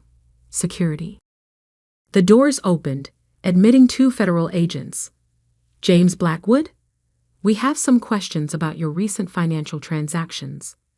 As they led my uncle away, I turned to the shell-shocked board. Gentlemen, you have a choice. Work with me to save this company, or join my uncle in explaining things to the SEC. Decide quickly. The next hour was a blur of revelations. I laid out every hidden deal, every manipulated contract, every instance of corruption that had nearly destroyed our family's legacy. By the end, only one person dared speak, my father. I'm sorry, Sarah, he said softly, for not standing up to him sooner, for not seeing your strength. I thought about all the times I'd sat quietly in this room, watching, learning, planning. Sometimes strength isn't about being the loudest voice, I replied. It's about knowing when to strike. As the sun set over Manhattan, I stood at the windows of what was now my office. My phone buzzed with messages, reporters seeking comments, employees pledging loyalty, lawyers scrambling to save their clients. But one message made me smile, from my mother. Your grandfather would be proud. He always said the quiet ones see what others miss. The real work was just beginning. Saving Blackwood Industries would take more than exposing James's crimes. It would take vision, determination, and the kind of strength they'd never believed I possessed. Let them underestimate me, I thought. It had worked perfectly so far. 3 weeks after the shareholder meeting that exposed James's corruption, I sat in my new office reviewing the full extent of the damage. The picture was worse than even I had anticipated. $1.2 billion in hidden losses, 37 compromised contracts, 9 pending lawsuits from defrauded partners, and a corporate culture so toxic it had nearly destroyed a century of Blackwood legacy. A knock at my door interrupted my analysis. Come in, I called, already recognizing the hesitant pattern. Michael entered, looking markedly different from the cocky heir apparent he'd been 3 weeks ago. His designer suit was replaced by business casual, his arrogant swagger gone. "The audit team found something else," he said, placing a thick folder on my desk. "In Dad's private files. I think you need to see this." I opened the folder, scanning documents that confirmed my worst suspicions. Financial records dating back 15 years. Proof that James hadn't just been corrupt, he'd been systematically destroying anyone who threatened his control. "He ruined them," Michael said quietly. "Anyone who questioned him. Suppliers, competitors, even family members, including your father." I pulled up a secure file on my laptop, evidence I'd gathered over the past year. "I know. The mysterious contract failures that forced Dad out of operations, the market changes that destroyed his division, all orchestrated by James." "Why?" Michael sank into a chair. "Why did you wait so long to expose this?" "Because I needed absolute proof, unshakable evidence. And," I added, studying my cousin's face, "I needed to see who would choose the right side when the truth came out." Michael flinched. "I didn't know about any of it." "Didn't know or didn't want to know?" I challenged. "How many board meetings did you sit through approving contracts without questioning the numbers? How many times did you watch James destroy someone's career and say nothing?" Before he could answer, my executive assistant Amanda appeared at the door. "The federal investigators are here, and Peter's lawyer is calling again." "Send in the investigators," I instructed. "Tell Peter's lawyer that my terms haven't changed." Michael stood up. "What terms?" "Full cooperation with the investigation. Complete disclosure of everything he knows about James's operations, in exchange for a chance, one chance, to earn a legitimate place in the company." "And me?" Michael asked quietly. "What are my terms?" I studied him carefully. The past 3 weeks had changed him. The entitled prince was gone, replaced by something different. "That depends," I replied. "Are you ready to learn what running a real business actually means?" He nodded slowly. "I've spent the past 3 weeks reviewing every contract I ever approved.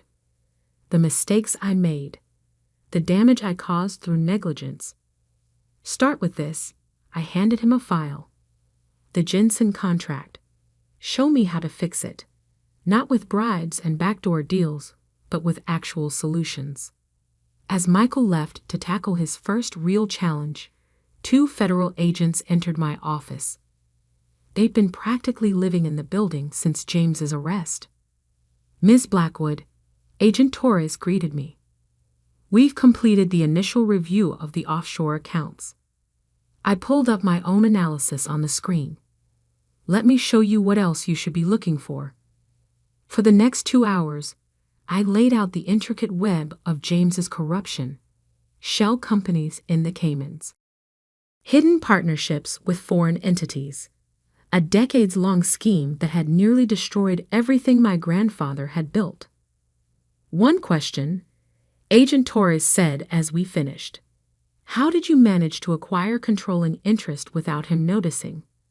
I smiled slightly, remembering the late nights spent tracking share movements, the careful orchestration of seemingly unrelated purchases. "James had a blind spot," I explained. "He was so convinced of his own power, so certain that a weak woman couldn't threaten him, that he never looked closely at the holding companies I created.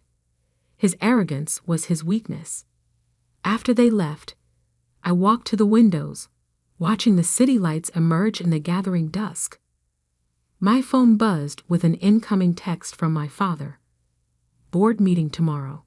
You ready?" I thought about the restructuring plan I'd spent months preparing, the changes that would transform Blackwood Industries from a corrupt empire into something worthy of its heritage. Ready? I texted back. The next morning, I stood before the newly appointed board, a mix of experienced executives and fresh talent, chosen for merit rather than connections. Blackwood Industries stands at a crossroads. I began. For too long, we've operated in the shadows, prioritizing power over purpose, greed over growth. I laid out my vision for the company's future. Clean energy divisions, ethical defense contracts, a corporate culture built on innovation rather than intimidation. Some of you knew about James's corruption, I continued. Others suspected but stayed silent. That ends today. I introduced new oversight protocols, transparency requirements, and accountability measures that would make fraud impossible. Those who cannot adapt to these changes should resign now, I stated firmly. Those who stay will help build something worthy of the Blackwood name. By day's end, 3 legacy board members had resigned. Good.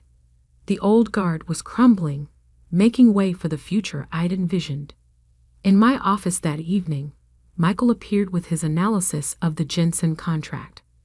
I found a way to salvage it, he said, presenting a detailed plan. Not by cutting corners, but by actually delivering what we promised. I reviewed his work. Thorough, honest, and actually innovative. Good, I nodded.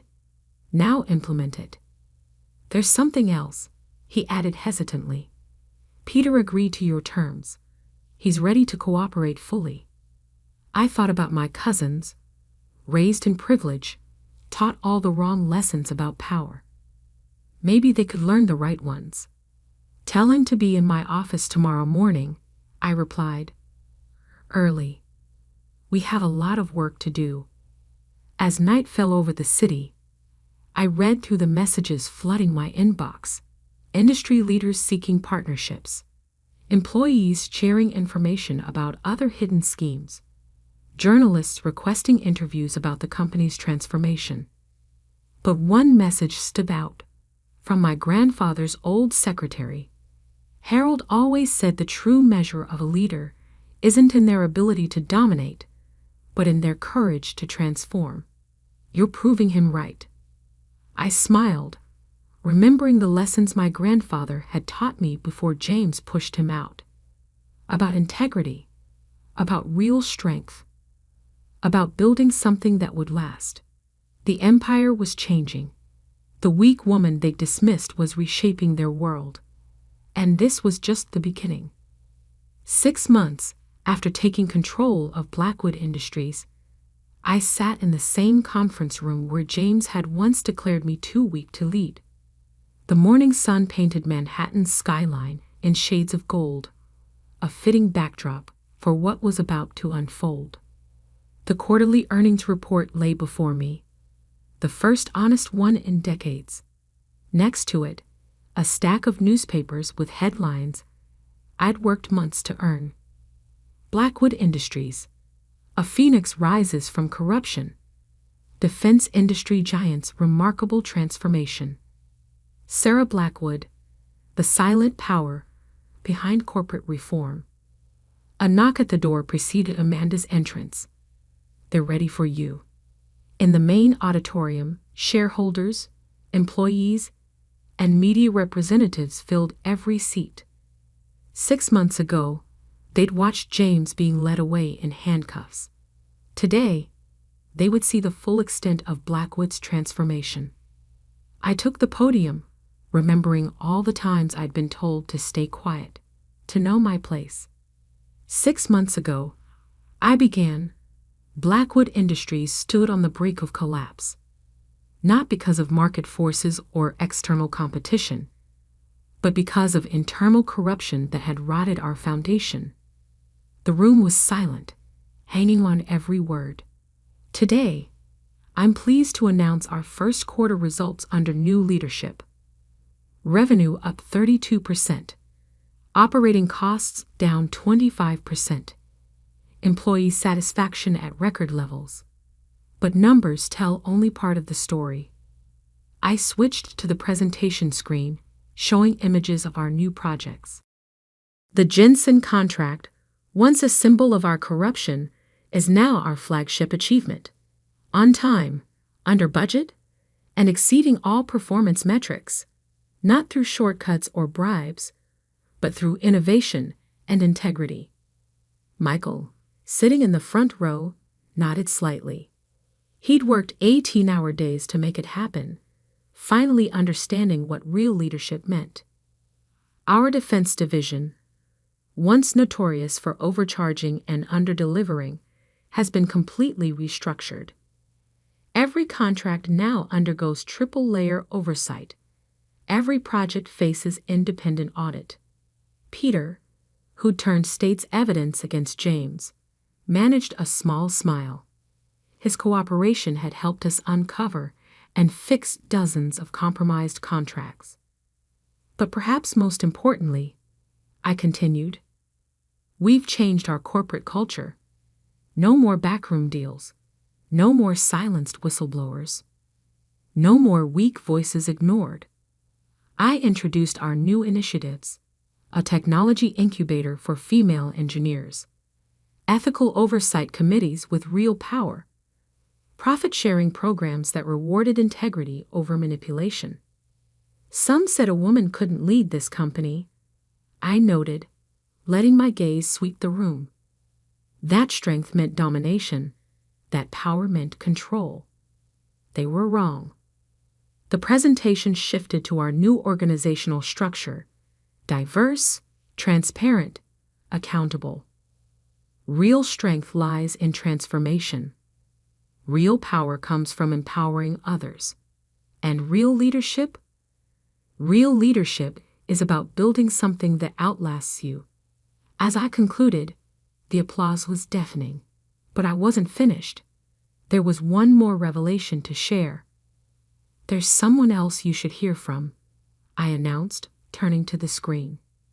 My father's face appeared, broadcasting live from our London office, where he'd been quietly rebuilding our international operations. 20 years ago, he began, I watched my brother destroy everything our father built. I stayed silent, thinking I was protecting my daughter by keeping her away from the company. He paused, emotion clear in his voice. I was wrong. Sarah didn't need protection. She needed opportunity. And when she finally got it, she didn't just save our company. She transformed it into something better than it's ever been. After the presentation, I returned to my office to find an unexpected visitor, James's wife, my Aunt Eleanor. I found these in his study, she said, placing a box on my desk. Letters from your grandfather. I think you should have them. The letters revealed a history I'd never known. My grandfather had seen James's corruption growing, had tried to stop it. His last letter, written weeks before his death, spoke directly to me. Sarah, my quiet granddaughter, they underestimate you, just as they underestimated me when I started this company. Let them. True power doesn't need to shout. It builds. It grows. It transforms. Watch. Learn. And when the time comes, show them what real strength looks like. That evening, as the office emptied, I stood at my window watching the city lights blink on. My phone buzzed with messages. Michael sending the latest project updates. Peter sharing new evidence for the federal investigation. Board members confirming tomorrow's strategy session. But one message made me pause. From a young engineer in our new incubator program. Thank you for showing us that quiet doesn't mean weak. That being underestimated can be our greatest advantage. I smiled, thinking of all the quiet ones out there, watching, learning, preparing to transform their own worlds. My grandfather had built an empire. James had corrupted it. I had transformed it. And somewhere out there, another quiet voice was gathering strength, preparing to write the next chapter. Because that's how real change happens. Not with grand declarations or brute force, but with quiet determination, with patience, with the kind of strength that doesn't need to prove itself, it simply acts. The weak woman had rebuilt an empire. The quiet voice had roared, and the real legacy was just beginning.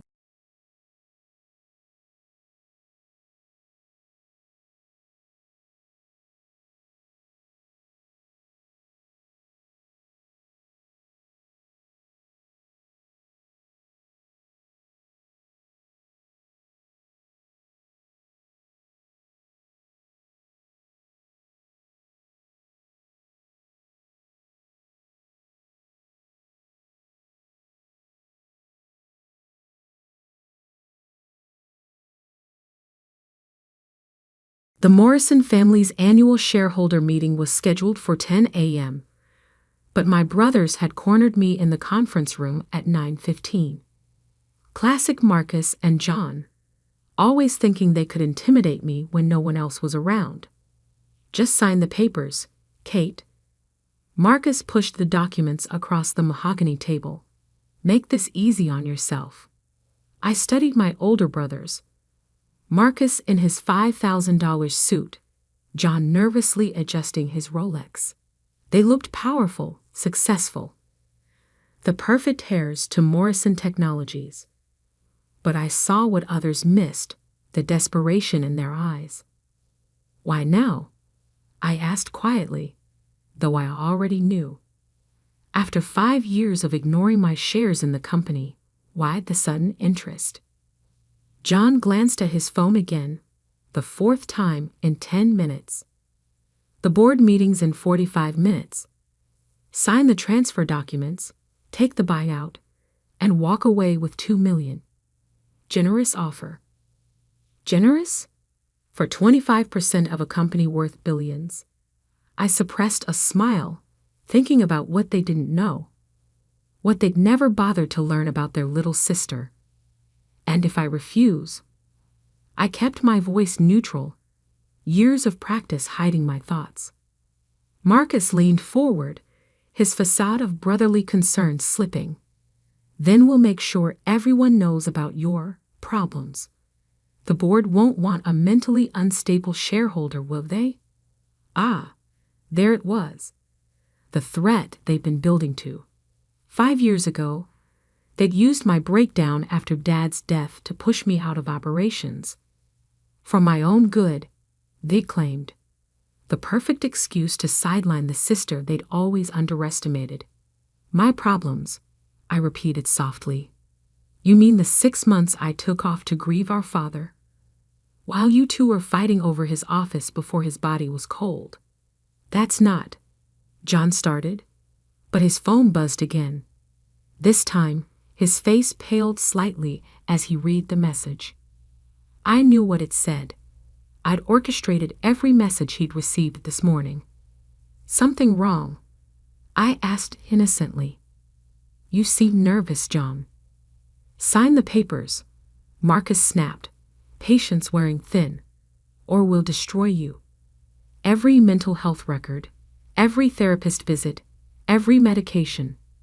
By the time we're done, you won't be able to manage a coffee shop, let alone hold shares in a tech company. I checked my watch. 9:20 a.m. Right on schedule. Interesting threat, I noted. Especially considering what's happening right now at Quantum Solutions. Both brothers stiffened. Quantum Solutions was our biggest client. $1.2 billion in annual contracts. The cornerstone of Morrison Technologies' success. What are you talking about? Marcus demanded. My phone rang. I'd programmed this call weeks ago, timing it perfectly. Excuse me, I said politely. I should take this. I hit the speaker button. Hello, Ms. Morrison. A familiar voice filled the room. This is Richard Chen, CEO of Quantum Solutions. I'm calling to confirm our new exclusive partnership agreement. Marcus lunged forward. What partnership? Ah, are your brothers there? Richard sounded amused. Perfect timing. I was just telling our board how we'll be transitioning all our contracts to Kate's new division. After all, she's been handling our real development work for the past 2 years. The color drained from my brothers' faces. What? What is he talking about? John whispered. I pulled out my laptop, opening files they'd never bothered to check. Remember when you sidelined me? Suggested I focus on small projects while you handled the real business. Screen after screen showed successful projects, hidden innovations, quiet deals I'd built while they were posturing in board meetings. Those small projects? They're now the backbone of Quantum's entire operating system. The innovations you've been taking credit for all came from my team. The contracts you're so proud of. They have my signature, not yours. Impossible, Marcus sputtered. We run this company. No, I corrected him. You play at running it. I actually built something. I opened another file. Emails, contracts, development plans. 2 years of careful work, hidden behind the facade of a mentally unstable sister they dismissed. While you were busy threatening me, Quantum Solutions conducted a security audit, found out who really developed their technology, who actually delivered results instead of empty promises. Richard's voice came through the speaker again. Kate, the transfer is complete. All development contracts now run through your division. Exclusive partnership, as agreed. Thank you, Richard. I smiled. I'll see you at the board meeting. As I ended the call, Marcus grabbed the buyout papers, hands shaking. You can't do this. We control the board. About that, I pulled up one final document. Remember when Dad restructured the company before he died? The shares he left in trust. John's face went even paler. The neutral trustee was appointed by me. I finished. Dad knew what you two were. Knew you'd try to push me out. So he made sure I had protection, if I could prove myself worthy of running his company. The screens around the room lit up with project data, client testimonials, and financial records. 2 years of hidden success, revealed all at once. The board meeting starts in 30 minutes. I stood up, straightening my jacket. They'll be very interested in learning who's really been driving this company's innovation. Who really secured our biggest client's loyalty? We're your brothers. Marcus tried. Desperation replacing threats. Family. Family. I laughed softly. You haven't been family since you tried to destroy me after Dad died. You've been obstacles. Now you're just footnotes. I gathered my materials, heading for the door. Oh, and those mental health records you threatened to expose. Release them. Show everyone how I rebuilt myself, developed groundbreaking technology, and saved this company, all while dealing with grief and anxiety. I'm sure the press will love that story. Leaving them in the conference room, I headed to my real office, the one they'd never known about, where I'd spent 2 years building the future they couldn't see. The quiet sister they'd underestimated had just changed the game. And I was just getting started. At exactly 10 a.m., I walked into the Morrison Technologies boardroom. The tension was palpable. 18 board members shifting uncomfortably in their leather chairs, watching the drama unfold. Marcus and John sat at their usual places, faces still ashen from our earlier confrontation. Behind them, a screen displayed the Quantum Solutions logo, a reminder of what they'd just lost. Before we begin, I announced, taking my seat, there are some changes to discuss. I nodded to Amanda, my previously hidden executive assistant. She distributed folders to each board member. detailed reports of the past 2 years' actual operations. What you're looking at, I continued, is the true source of Morrison Technologies' recent successes. Not the public projects my brothers have been taking credit for, but the real innovations that have kept this company competitive. The board members began flipping through pages, their expressions shifting from confusion to shock. Project Phoenix. I clicked through slides on the main screen. The AI integration system that saved Quantum Solutions $300 million last year, developed by my team, not the official R&D department. Marcus started to stand. This is ridiculous. The neural network security protocol, I continued, ignoring him. The one that just won the Defense Department contract. Also my team. In fact, I pulled up a spreadsheet. 73% of our major technological breakthroughs in the past 2 years came from the division my brothers thought was handling small projects. Harold Chin, our lead independent director, leaned forward. Why are we just learning about this now? I smiled slightly. Because after Dad died, my brothers convinced everyone I was unstable, unfit for leadership.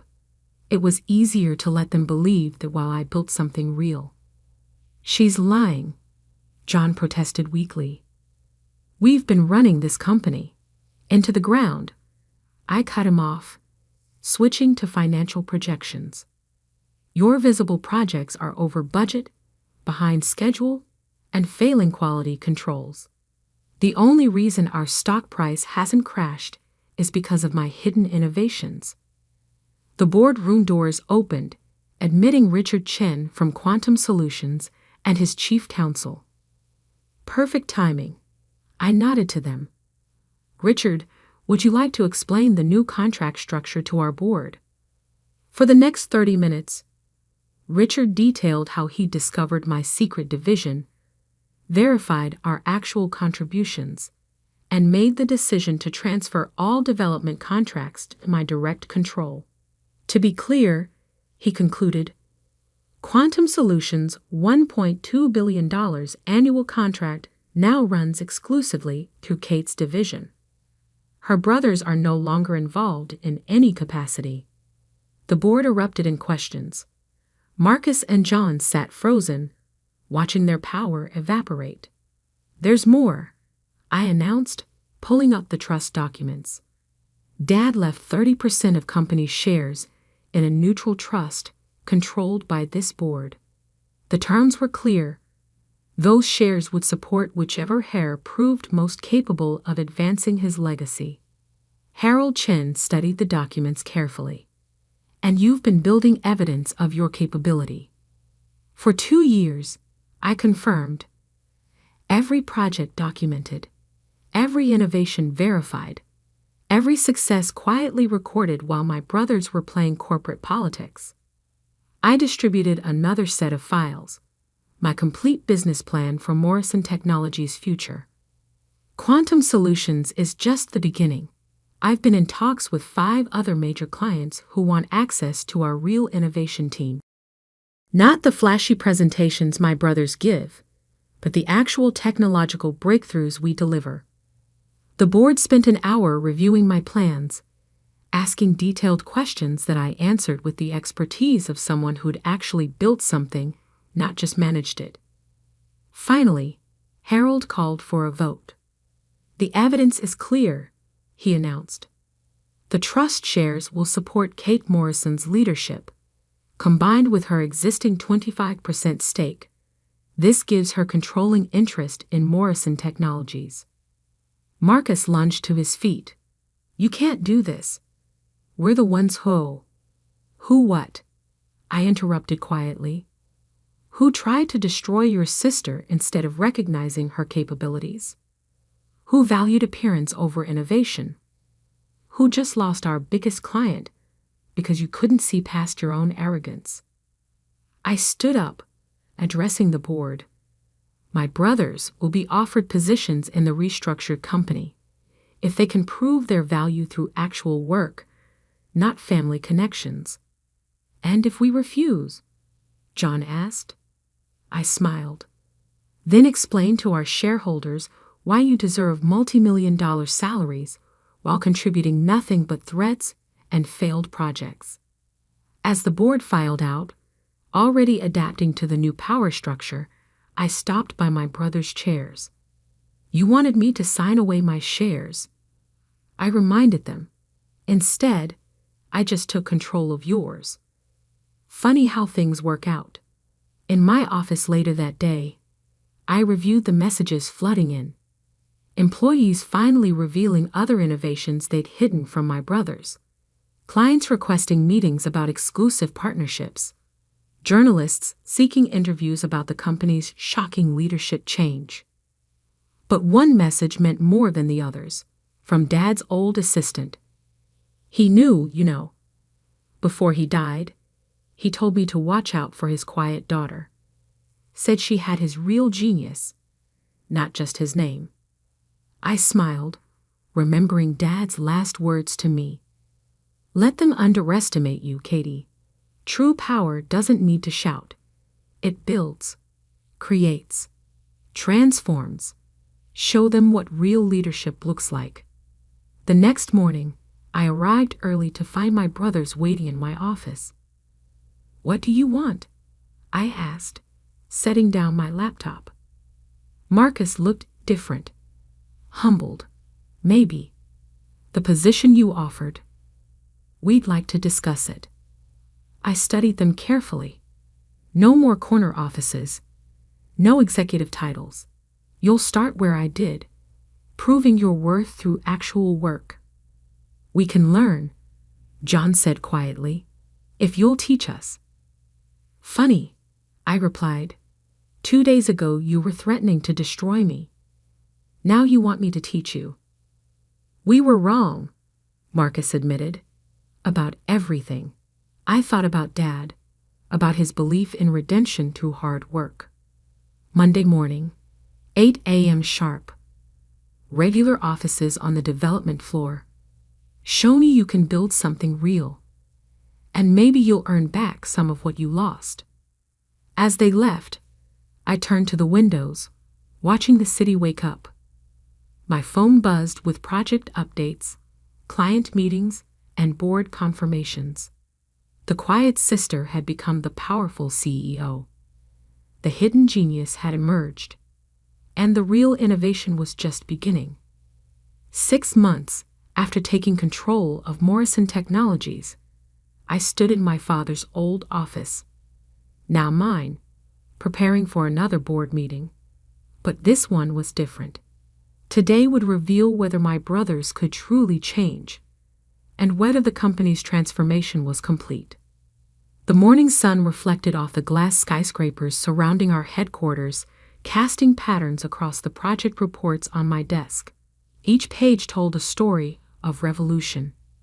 Stock price up 45%. Market share increased by 30%. Innovation patents tripled.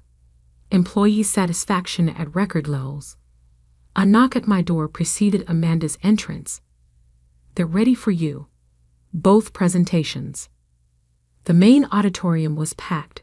Shareholders, employees, media, and industry analysts. All here to witness what I'd built from the ashes of my brother's reign. I took the podium, remembering the day they threatened to destroy me. 6 months ago, I began. Morrison Technologies stood at a crossroads. Not between success and failure, but between appearance and substance. Between what we claimed to be and what we could actually achieve. The screens behind me lit up with our latest innovations. Real ones, not the empty promises of the past. Our partnership with Quantum Solutions has expanded into a $3 billion annual contract. Our AI security protocols have become industry standard. And our development teams, all of them, are now working in true collaboration. I paused, looking at Marcus and John, sitting in regular seats among the development team members. Some of you know that my brother started in new positions 6 months ago, entry-level development roles, stripped of their executive titles. Today, they'll present their first major project. Marcus and John walked to the podium, dressed in standard business attire instead of their once signature expensive suits. Something had changed in them. The arrogance replaced by something resembling humility. Project Unity, Marcus began, pulling up their presentation. A breakthrough in quantum encryption that we developed with our team members, not over them. For the next hour, they demonstrated actual innovation. Real work they'd done alongside developers they once would have ignored. The technology was impressive, but more striking was their transformation. We learned, John admitted during the Q&A, that real leadership isn't about titles or threats.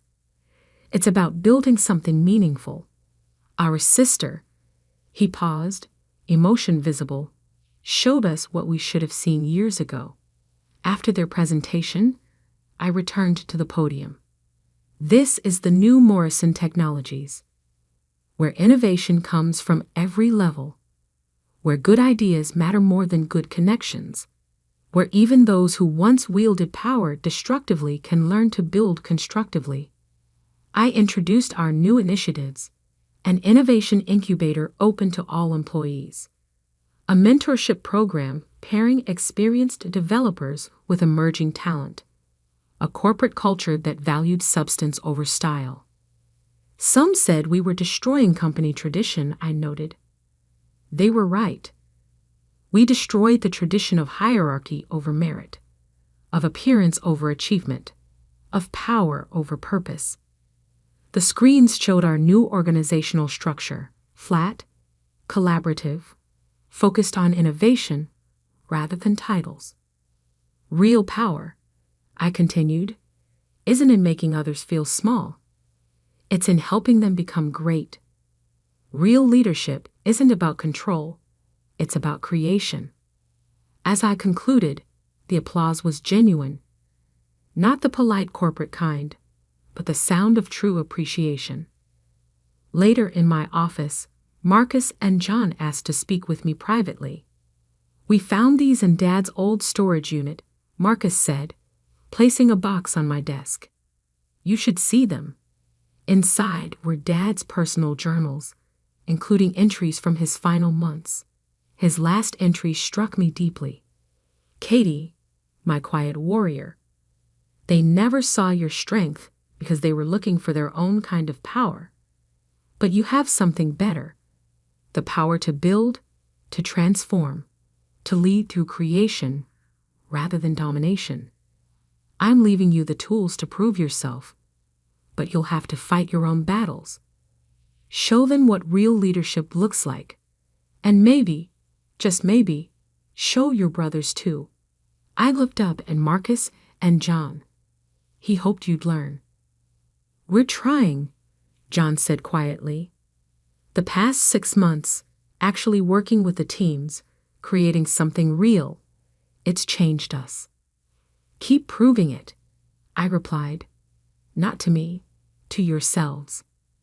That evening, as the office quieted, I stood at my window watching the city lights emerge.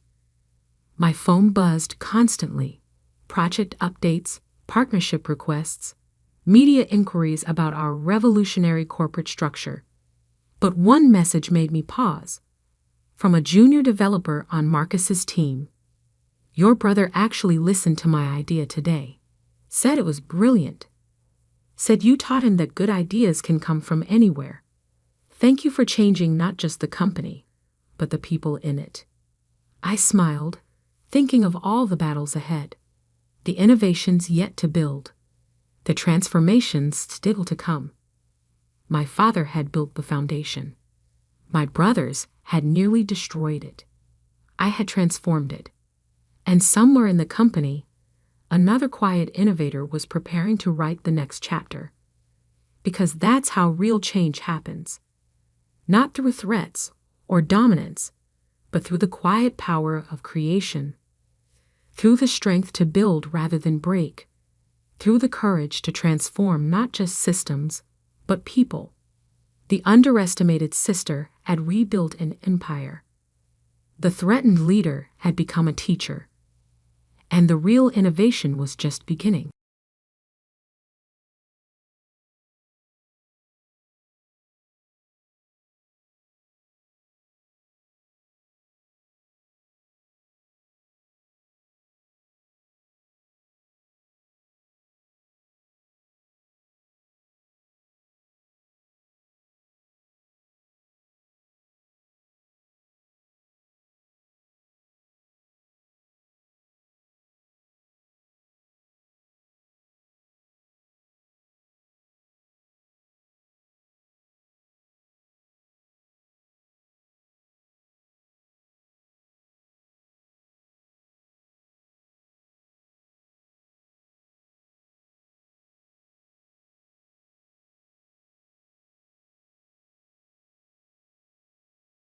I sat in my grandmother's kitchen, running my fingers over the worn oak table where we'd shared countless cups of tea. The morning light filtered through the lace curtains she'd hung decades ago, casting delicate shadows across the faded wallpaper. Everything in this house held a memory, each corner echoing with the warmth of her presence, even though she'd been gone for 6 months now. The silence was broken by the harsh sound of heels clicking against hardwood.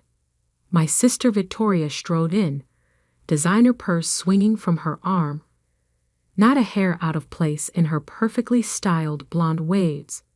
Behind her, my parents followed like a somber parade. "Well?" Victoria's voice cut through the air.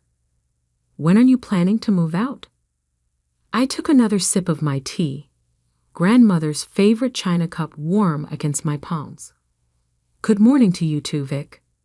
She rolled her eyes, pulling out her phone, and barely glancing up. "Don't be difficult, Emma. You know this is my inheritance now. The lawyer read the will yesterday."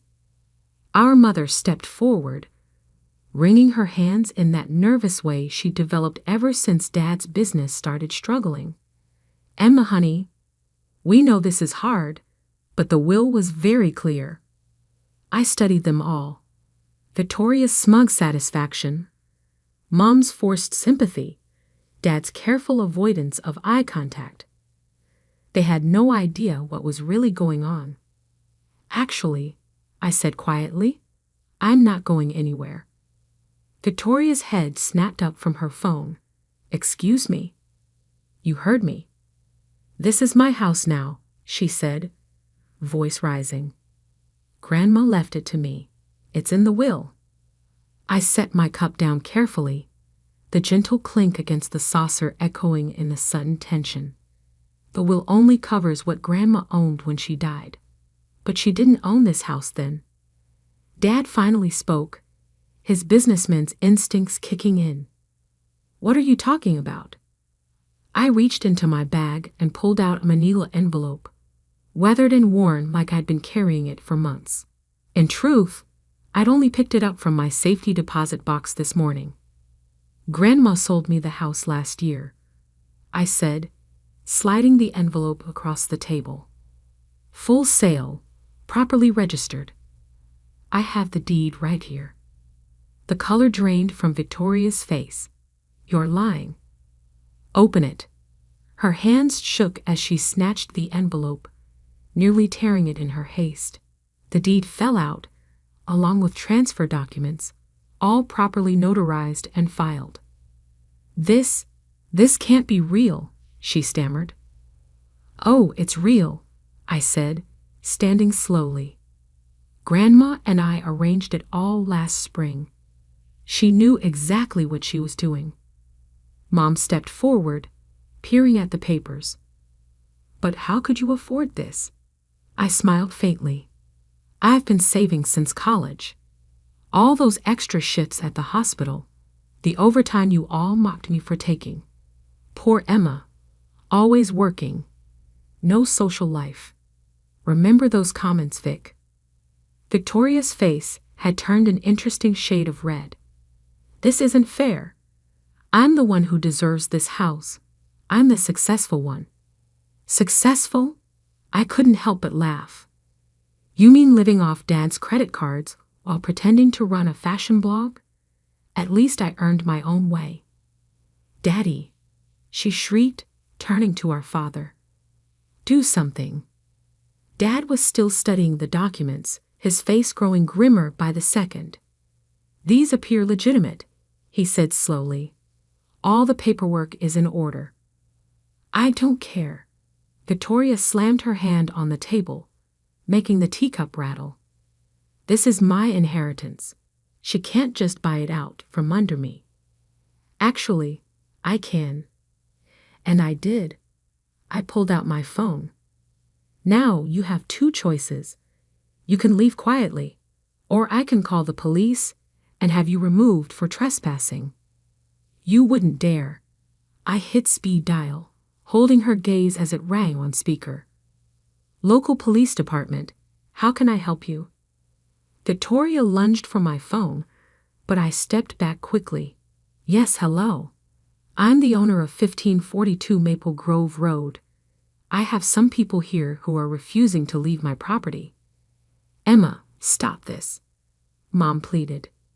An officer will be dispatched to your location, the dispatcher said calmly. Thank you. I ended the call, looking at my family's shocked faces. You have about 10 minutes. Victoria's composure finally cracked. You little witch. You planned this all along. No, I said quietly. Grandma planned it. She knew exactly who you were, Vic. All those times you were too busy to visit, too important to help when she was sick. Who do you think took care of her? Who sat with her through chemo? Who drove her to every appointment? Tears were streaming down Victoria's face now, but they weren't tears of remorse. They were tears of rage. You'll regret this, she hissed. I'll fight it in court. The sound of sirens in the distance cut her off. Time's up, I said. You should go. Dad grabbed Victoria's arm. Come on. We need to talk to our lawyer first. They hurried out, Victoria still screaming threats over her shoulder.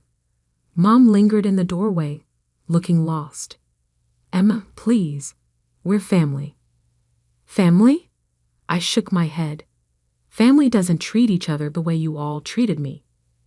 Grandma was the only one who saw me for who I really am. She's the only one who cared. The police car pulled up outside. Mom gave me one last pleading look before hurrying after the others. I watched through the window as they explained to the officers, gesturing wildly. The deed in Victoria's hand shook as she waved it around. The older officer reviewed the documents carefully, then approached the house. Mom, he said when I opened the door. I've reviewed the deed. It appears you're the legal owner of this property. Yes, I am. Would you like to press charges for trespassing? I looked past him to where my family stood, Victoria sobbing dramatically while Mom tried to comfort her. Not today, I said. Just make sure they leave. He nodded, understanding in his eyes. As he walked back to my family, I closed the door quietly. The house felt different now. Lighter somehow, like a weight had been lifted. I walked back to the kitchen and picked up Grandma's teacup, remembering the day she told me her plan. They think they know everything, she'd said, her voice weak, but her eyes sharp as ever. But you, my dear Emma, you have something they'll never understand. A heart that knows what really matters. I touched the worn edges of the deed. This house wasn't just property. It was Grandma's legacy, her way of finally setting things right, and I intended to honor that legacy. But this wasn't over. I knew my sister. Victoria wouldn't let go easily. She'd always gotten everything she wanted, one way or another. The deed was just the beginning. I pulled out my phone and called my lawyer. John? They just found out. Yes, exactly as we expected. Better get ready. I have a feeling we're going to be busy. As I hung up, a text from Victoria lit up my screen. "This isn't over. You have no idea what's coming." I smiled, thinking of the other documents safely stored in my safety deposit box. "No, Vic," I whispered.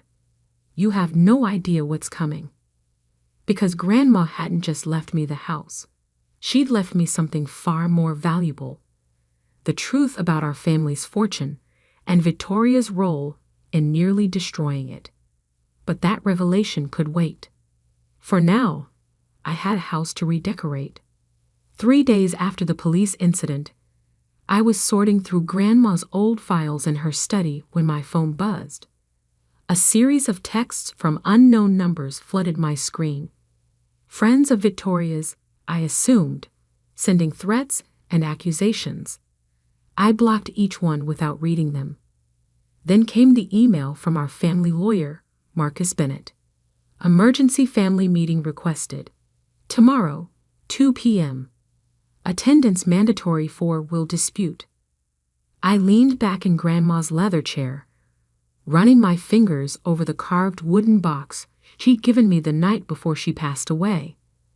"When the time comes," she'd whispered, "this will protect you." I hadn't opened it yet. Something told me to wait for the right moment.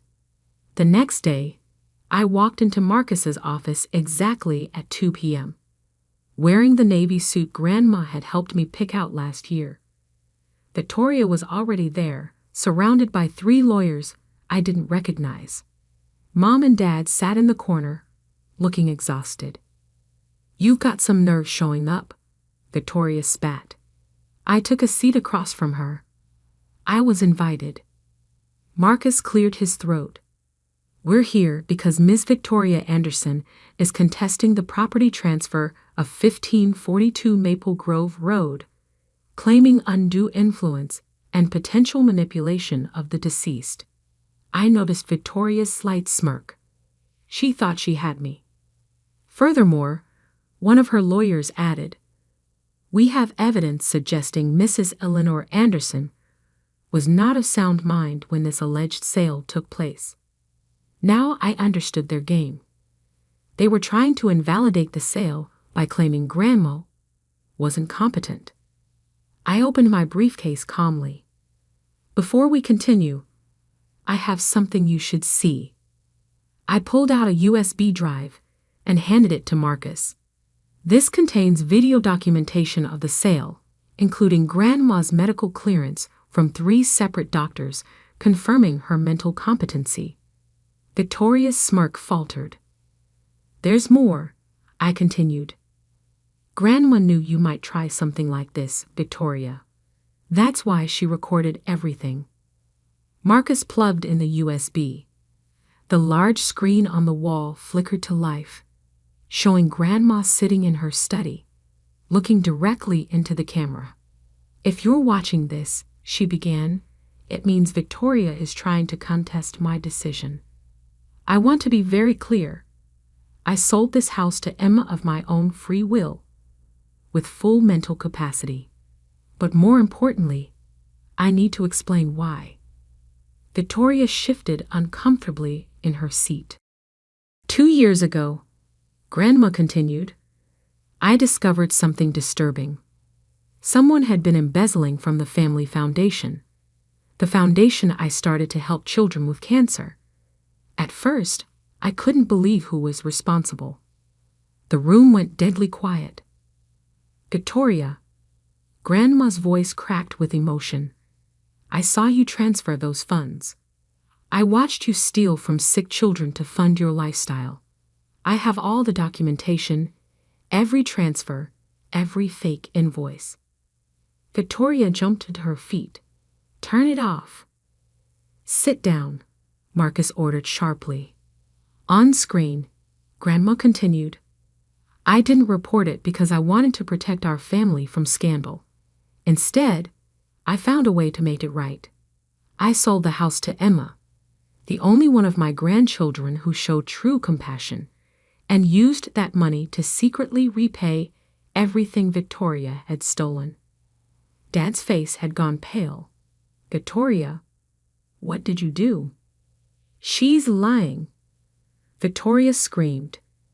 "This is all lies." I pulled out another folder. "Bank statements, transfer records, and your fake invoices. Grandma kept everything." Victoria's lawyers huddled together, whispering urgently. "There's more," I said quietly. "Grandma gave me something the night before she died." I finally opened the carved wooden box, revealing a stack of documents. Turns out, Victoria didn't just steal from the foundation. She's been embezzling from Dad's company too. Mom gasped. Dad snatched the documents, his hands shaking as he read. $500,000, he whispered, through fake vendor accounts. Victoria's perfect composure crumbled. "Daddy, I can explain." "Explain?" His voice rose. "Our company is barely staying afloat, and you've been stealing from us." One of Victoria's lawyers stood up. "We need to pause this meeting." "No," I said firmly. "We're not done. Grandma left me one more thing." I pulled out a final envelope. Her controlling shares in Dad's company. The room erupted in chaos. Victoria lunged for the envelope, but security quickly restrained her. Her lawyers started packing their briefcases. Mom burst into tears. "Why?" Dad asked, looking broken. "Victoria, why would you do this?" "Because she could." I answered for her. "Because she always got away with everything, but not anymore." Marcus cleared his throat again. "Given this new evidence, I assume you'll be pressing charges." I looked at my sister, really looked at her. Behind the designer clothes and perfect makeup, I saw something I'd never noticed before. Fear. "That depends," I said carefully. "I have a proposition." Victoria's eyes narrowed. "What proposition?" "You sign a confession admitting everything you stole. You agree to mandatory counseling. You take a real job with a modest salary, and you pay back every penny over time. And if I refuse, then I take this evidence to the police, and you face the consequences." She laughed bitterly. "You'd really send your own sister to jail. You were willing to destroy our family's legacy." "So yes, I would." The room fell silent as Victoria stared at me, mascara running down her cheeks. Finally, she whispered, "I'll sign." "Good." I turned to Marcus. "Draw up the papers, and add one more condition. She never contests Grandma's decisions again." As Marcus began preparing the documents, Mom approached me hesitantly. "Emma, I don't know what to say." "You don't have to say anything," I replied. "Just remember this moment, the next time you think you know who deserves what." Dad was still reading through the evidence, his face aged 10 years in an hour. "I'll need your help," he said quietly, "to fix the company." I nodded. That's what Grandma wanted. She believed in second chances, but only for those willing to earn them. As I drove home that evening, my phone buzzed with a text from an unknown number. I almost blocked it automatically, but something made me look. "You think you've won," it read, "but you have no idea what I'm capable of." I smiled grimly, thinking of the security cameras I'd installed around the house, the extra copies of evidence stored in multiple locations, and the private investigator I'd hired to watch Victoria. "Actually," I whispered, "I know exactly what you're capable of. That's why I'm ready for whatever comes next. Because this wasn't just about a house anymore. This was about justice, truth, and finally standing up to the sister who tried to destroy everything our grandmother had built. And I was just getting started." The autumn wind rustled through the maple trees outside Grandma's, my house, as I reviewed the security footage from the past week. Victoria had been quiet. Too quiet. Experience had taught me that my sister was most dangerous when she appeared to surrender. I wasn't wrong. At exactly 3:17 a.m., my phone jolted me awake. The security system had detected movement at the back door. Through the camera feed, I watched a hooded figure fumbling with the lock. Behind them, a familiar Mercedes was poorly hidden behind the garden shed. I smiled grimly. Victoria never could resist expensive cars, even for a break-in. Instead of calling the police immediately, I waited. Grandma's final lesson was still unplayed, and timing was everything. The back door opened silently. I'd left it unlocked on purpose. I watched through the cameras as Victoria crept through the darkened house, heading straight for Grandma's study. She was looking for something specific. I stepped out of the shadows just as she was frantically searching through the desk drawers. Looking for this? I held up a small red leather diary. Grandma's private journal. Victoria spun around, pulling off her hood. Even in the dim light, I could see the desperation in her eyes. How did you know you'd come? I flicked on the lights. Because Grandma told me you would. She knew about the other diary too. Victoria's face went pale. What other diary? The one you forged. The one you're planning to use to prove Grandma was unstable when she sold me the house. I pulled out my phone, showing her the text messages I'd intercepted between her and a professional forger. Not very careful with your passwords, are you? She lunged for the diary, but I stepped back. Don't bother. This isn't even the real one. What? I pointed to the security camera in the corner, its red light blinking steadily. Everything you've done tonight has been recorded. Breaking and entering, attempted theft, conspiracy to commit fraud. Want me to go on? You set me up, she whispered. No, Victoria. You set yourself up, just like you have your entire life.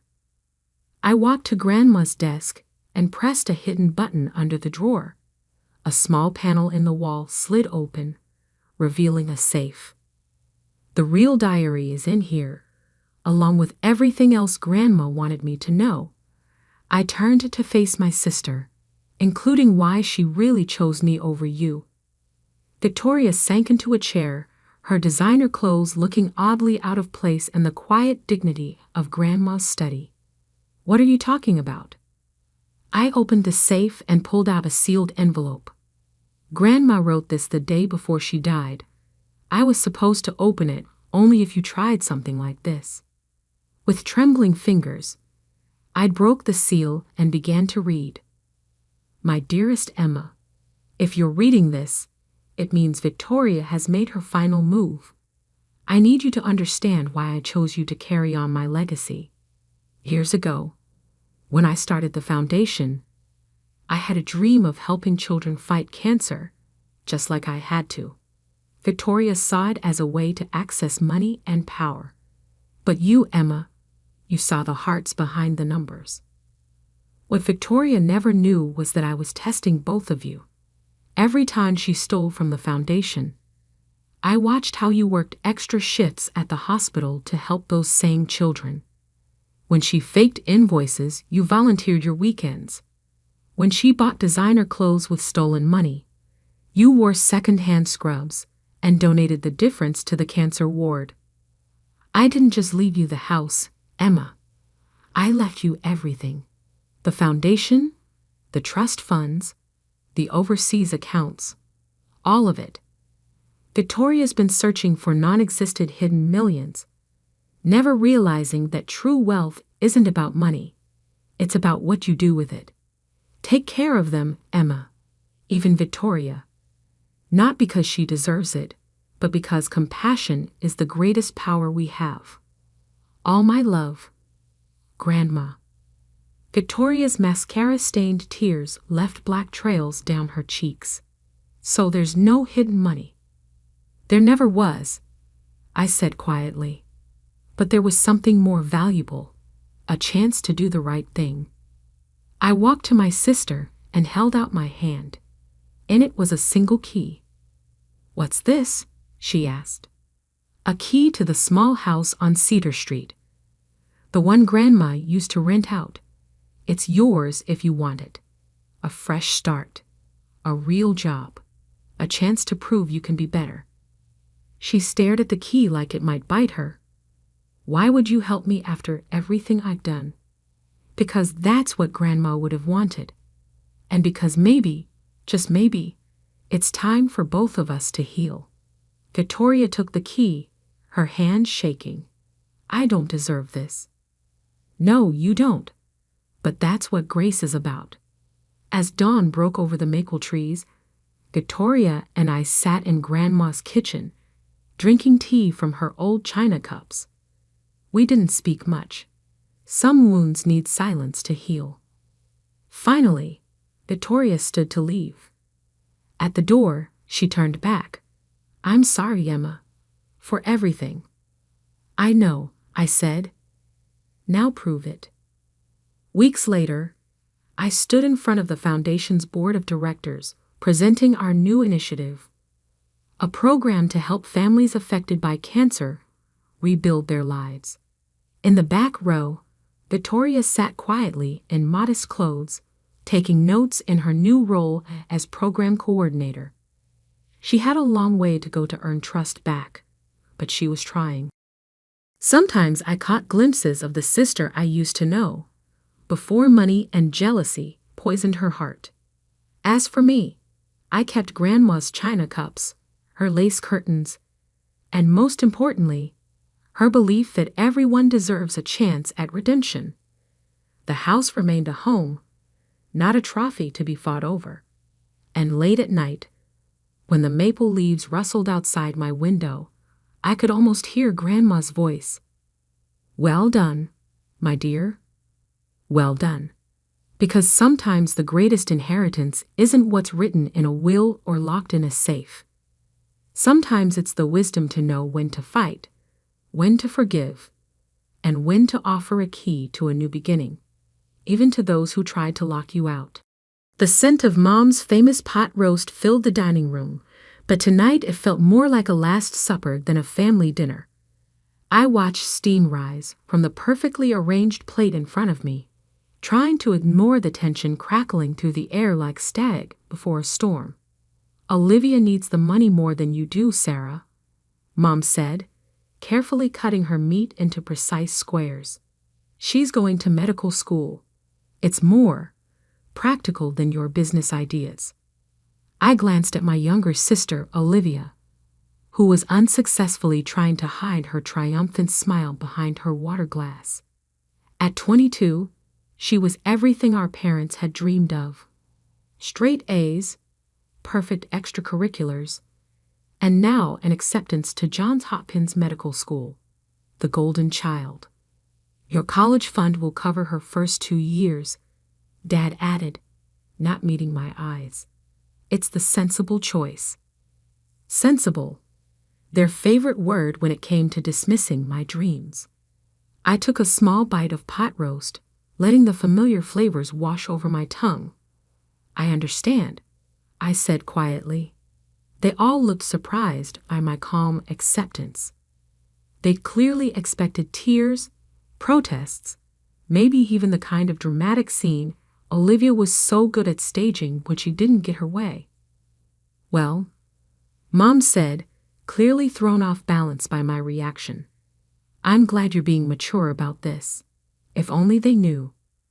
What they didn't realize, what none of them had bothered to discover, was that I hadn't needed that college fund for the past year. While they were busy praising Olivia's every achievement, I had been quietly building something of my own. It started 2 years ago, when I was 20. I was working as a barista at the local coffee shop, saving every penny I could. One morning, a regular customer, James Chen, forgot his laptop. When I caught up to him to return it, he was in the middle of a heated phone call about supply chain issues. I couldn't help overhearing the problem. His company's main supplier was charging exorbitant rates for basic materials, nearly bankrupting smaller manufacturers in our area, including, though I didn't know it then, my parents' furniture company. That night, I couldn't sleep. I kept thinking about the supply chain issues, about all the small businesses struggling. So I did what I always did. I researched. For weeks, I dug into shipping manifests, import regulations, alternative material sources. I created a detailed presentation outlining a solution. When James came in for his usual morning coffee, I handed him both his latte and my proposal. He called me that afternoon. 6 months later, I was his silent partner in a new supply company, Streamline Solutions.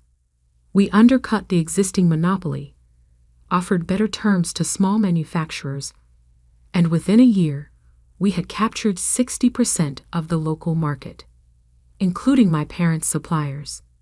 They just didn't know it yet. I took another bite of pot roast, watching my family discuss Olivia's bright future. Mom was already planning which apartment buildings would be suitable near the medical school. Dad was talking about introducing her to his doctor friends. My phone buzzed quietly in my pocket. A text from James. It's done. Documents are signed. You now own controlling interest in Streamline. I allowed myself a small smile. Perfect timing. Sarah? Mom's voice cut through my thoughts. Are you listening? We need you to sign the transfer papers for the college fund tomorrow. Of course, I said. I'll come by the accountant's office in the morning. I really appreciate this, sis, Olivia said, her voice syrupy sweet. I promise I'll make it worth it. If she noticed the slight edge to my smile, she didn't show it. Later that night, as I drove home to my modest apartment, I thought about how tomorrow would unfold. Mom and Dad had no idea that their furniture company, Anderson Classics, had been struggling for months before Streamline stepped in with better rates. They had no idea that their recent upturn in profits was entirely due to the company their impractical daughter had built. They were about to learn. My phone buzzed again. James. Board meeting tomorrow at 2 p.m. Right after your family's appointment with the accountant. Ready to shock some people? I typed back. They won't know what hit them. At home, I pulled out the document I'd been keeping in my safe.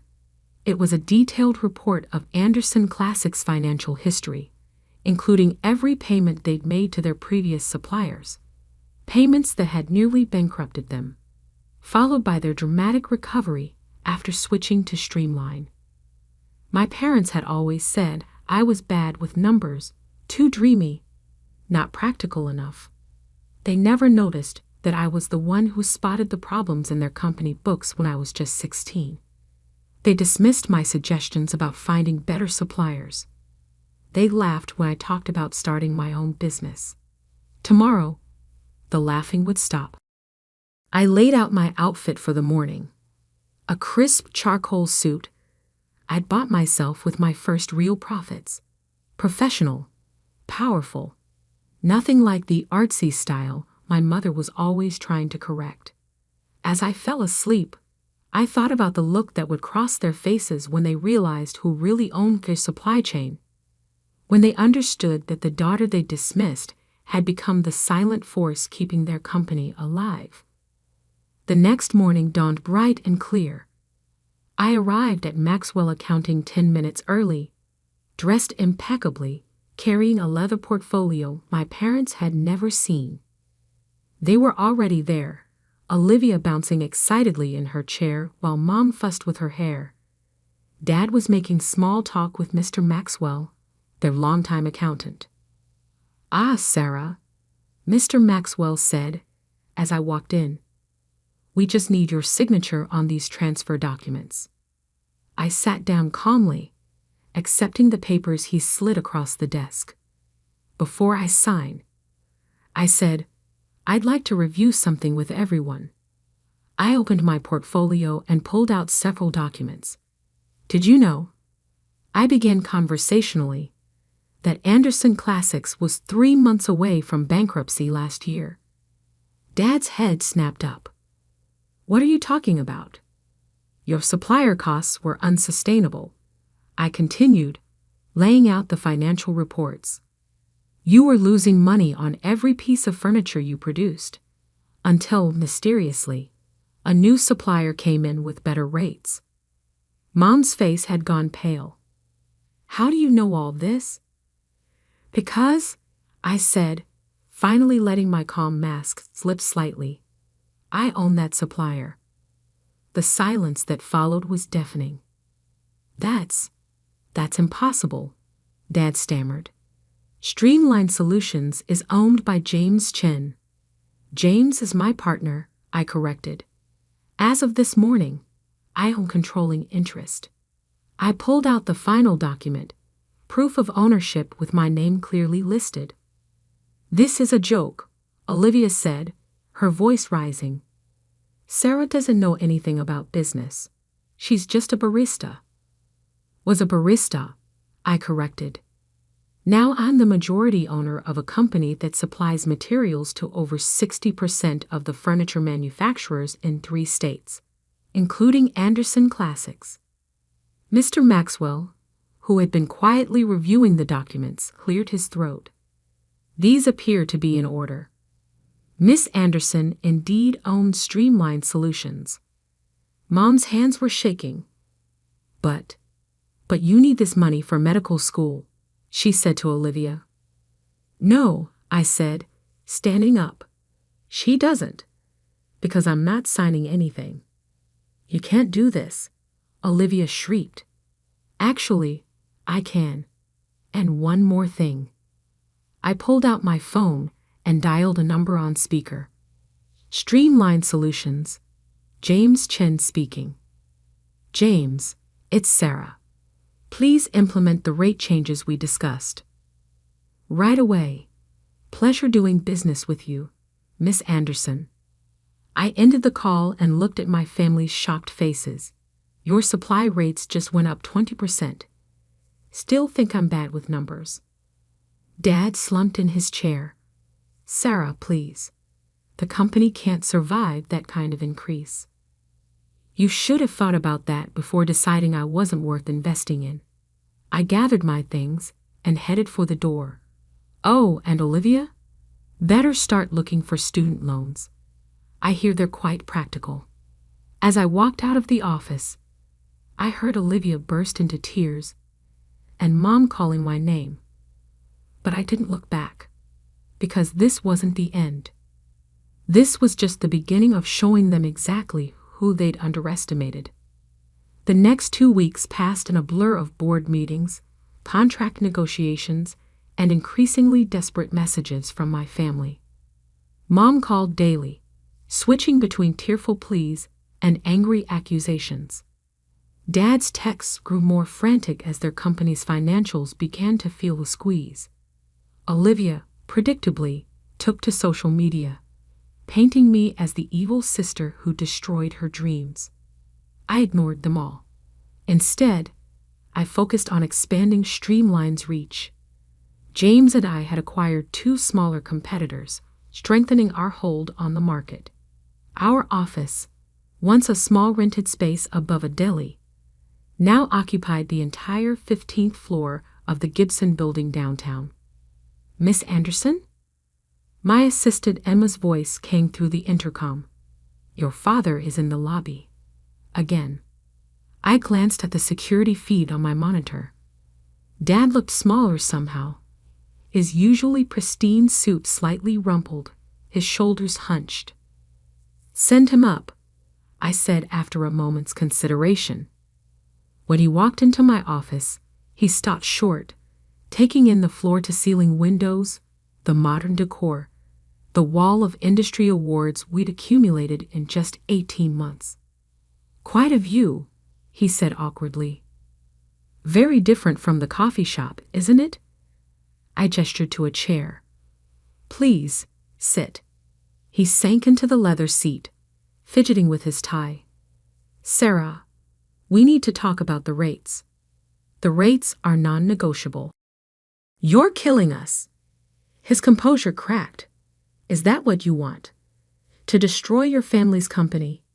I leaned forward, keeping my voice steady. "Tell me something, Dad. When did you last review the company books yourself? Not just the summaries from your accountant, but the actual numbers." He blinked. I have people for that." "Yes, you do. And those people have been skimming from the company for years." I pulled out a thick file and slid it across the desk. "Your CFO has been hiding losses, inflating profits, and pocketing the difference." The rate increase exposed the fraud. Dad's hands shook as he opened the file. "How did you know?" "Because unlike you, I pay attention. I've been watching Anderson classics since I was 16, trying to tell you something was wrong, but you never listened. Why didn't you just tell me about this directly? Would you have believed me? The dreamy daughter who didn't understand practical things." He stared at the documents, color draining from his face as he recognized the scope of the theft. "This will ruin us." "No," I said quietly. "It would have ruined you. I've already stopped it." His head snapped up. "What?" I pressed a button on my phone. "Emma, please send in Mr. Chen and the files." James walked in carrying another stack of documents. "Good afternoon, Mr. Anderson. I believe you'll find these interesting." 3 days ago, I explained, Streamline acquired controlling interest in Anderson Classics through a series of proxy purchases. We've already removed your CFO and his accomplices. The evidence has been turned over to the SEC. Dad's mouth opened and closed soundlessly. "You see," I continued, "I didn't raise the rates to hurt the company. I did it to force the fraud into the open, to protect what Grandpa built. You own Anderson Classics? 51%. You retain 40%. The remaining shares will be held in trust." "Trust? For who?" "For any future Anderson who shows genuine business acumen." I smiled slightly, regardless of whether their dreams seem practical to their parents. Dad slumped in his chair, decades of certainty crumbling around him. "Does your mother know?" "She will. There's a board meeting tomorrow. You should both attend." As if on cue, my phone buzzed with a text from Mom. "Please, Sarah. We need to talk about Olivia's tuition. She's devastated." I showed Dad the message. "Still think Olivia needs my college fund?" He had the grace to look ashamed. "We thought we were doing the right thing." "No, you thought you were backing the sure bet, the safe choice. Well, here's what your safe choice has been up to." I pulled up security footage from last weekend. Olivia at a luxury car dealership, trying to put a down payment on a Porsche using forged documents with Dad's signature. "She's been forging your signatures for years," I said. "Small amounts at first, then bigger ones. I caught her trying to take out loans in your name 3 months ago." Dad's face had gone from pale to ashen. "Why didn't you tell us?" "Like I said, would you have believed me?" He buried his face in his hands. "What happens now?" "Now," I said, standing, "you go home and talk to your wife and daughter. Really talk to them. Then tomorrow, you come to the board meeting and learn exactly how your impractical daughter saved your company." As he stood to leave, he paused at the door. "I'm sorry, Sarah. We should have listened." "Yes, you should have. But tomorrow isn't about apologies. It's about finally seeing clearly." After he left, James lingered. "Think they'll actually show up tomorrow?" I smiled, thinking of the other documents waiting in my safe. "Oh, they'll show up. because they still don't know the biggest secret, the overseas accounts? No. I pulled out one final file. Evidence that Olivia had been selling proprietary designs from Anderson Classics to competitors. They don't know that their perfect daughter is the reason the company nearly failed in the first place. James whistled low. You're not going to make this easy on them, are you? No, I said, watching the sun set over the city. I now quietly controlled. Because some lessons need to be learned the hard way. The Anderson Classics boardroom felt different from this side of the table. I sat at the head, watching morning light stream through the windows my grandfather had installed 40 years ago. The same windows I used to look through as a child, dreaming of the day I'd have a voice in this room. They arrived exactly on time. Mom, Dad, and Olivia, who hadn't been invited, but predictably crashed the meeting anyway. Mom's designer suit couldn't hide her nervous fidgeting. Dad looked like he hadn't slept. Olivia's face was fixed in her practiced, innocent expression. The one that had fooled everyone for so long. Thank you for coming, I said, gesturing to the seats. Please sit. The board members filed in behind them. Old friends of my grandfather's, mostly, who'd watched the company slowly decline without understanding why.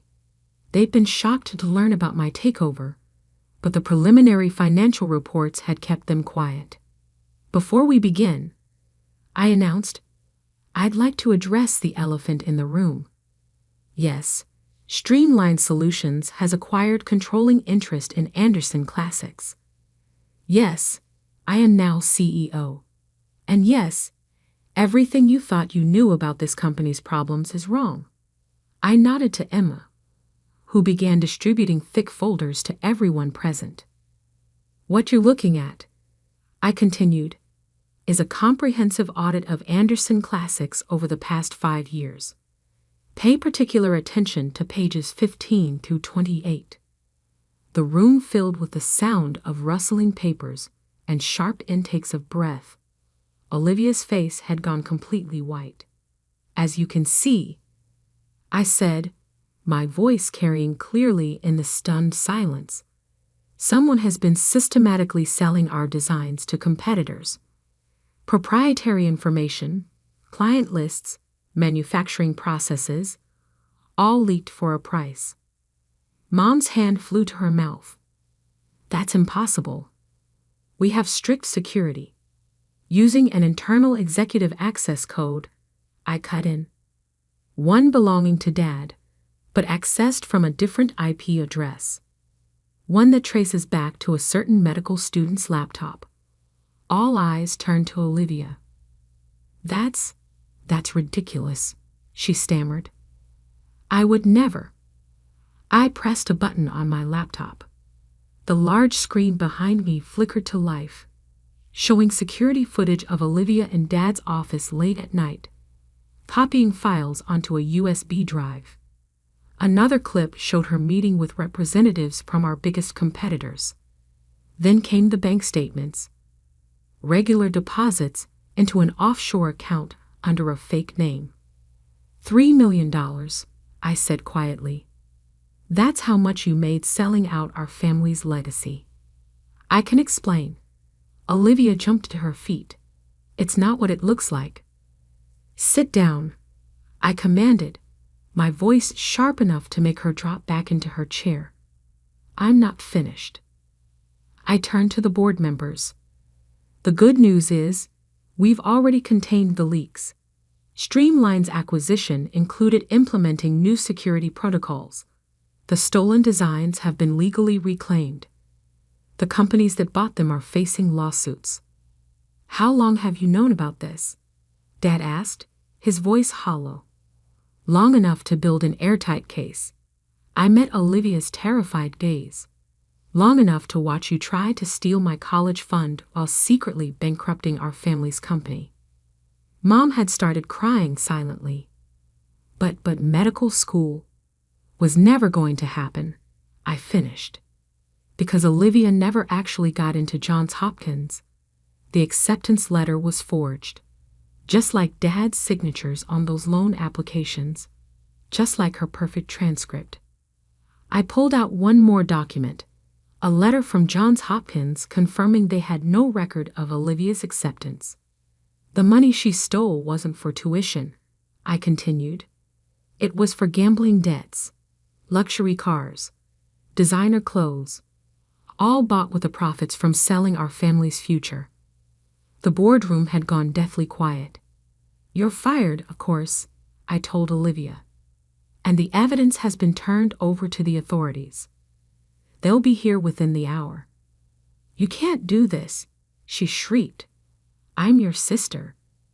"No," I said calmly. "You're a criminal who happened to share my last name. And now, you're going to face the consequences." Right on cue, 2 police officers appeared in the doorway. As they led Olivia away, her screams echoing down the hallway, I turned back to the stunned board members. "Now," I said, pulling out another set of documents, "let's talk about the company's future."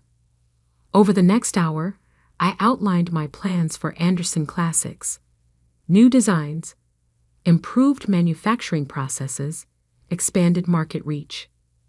The board members listened with growing enthusiasm as profit projections scrolled across the screen. When the meeting finally ended, only my parents remained, looking shell-shocked and aged. "Why didn't you tell us sooner?" Mom whispered. "Would you have believed me over your perfect daughter?" I asked. "The one who could do no wrong. The one who deserved my college fund because she was more practical." Dad couldn't meet my eyes. "We failed you." "Yes," I agreed. "You did. But this isn't about failure anymore. It's about moving forward." I handed them each a final document, new contracts outlining their reduced roles in the company, still involved, but with clear oversight and limitations. "Sign or resign," I said. "Your choice." Their signatures were shaky but quick. As they stood to leave, Mom paused. "Can you ever forgive us?" I looked around the boardroom, my boardroom now, thinking of all the times I'd been told I didn't belong here. "Forgiveness isn't the point," I said finally. "Understanding is.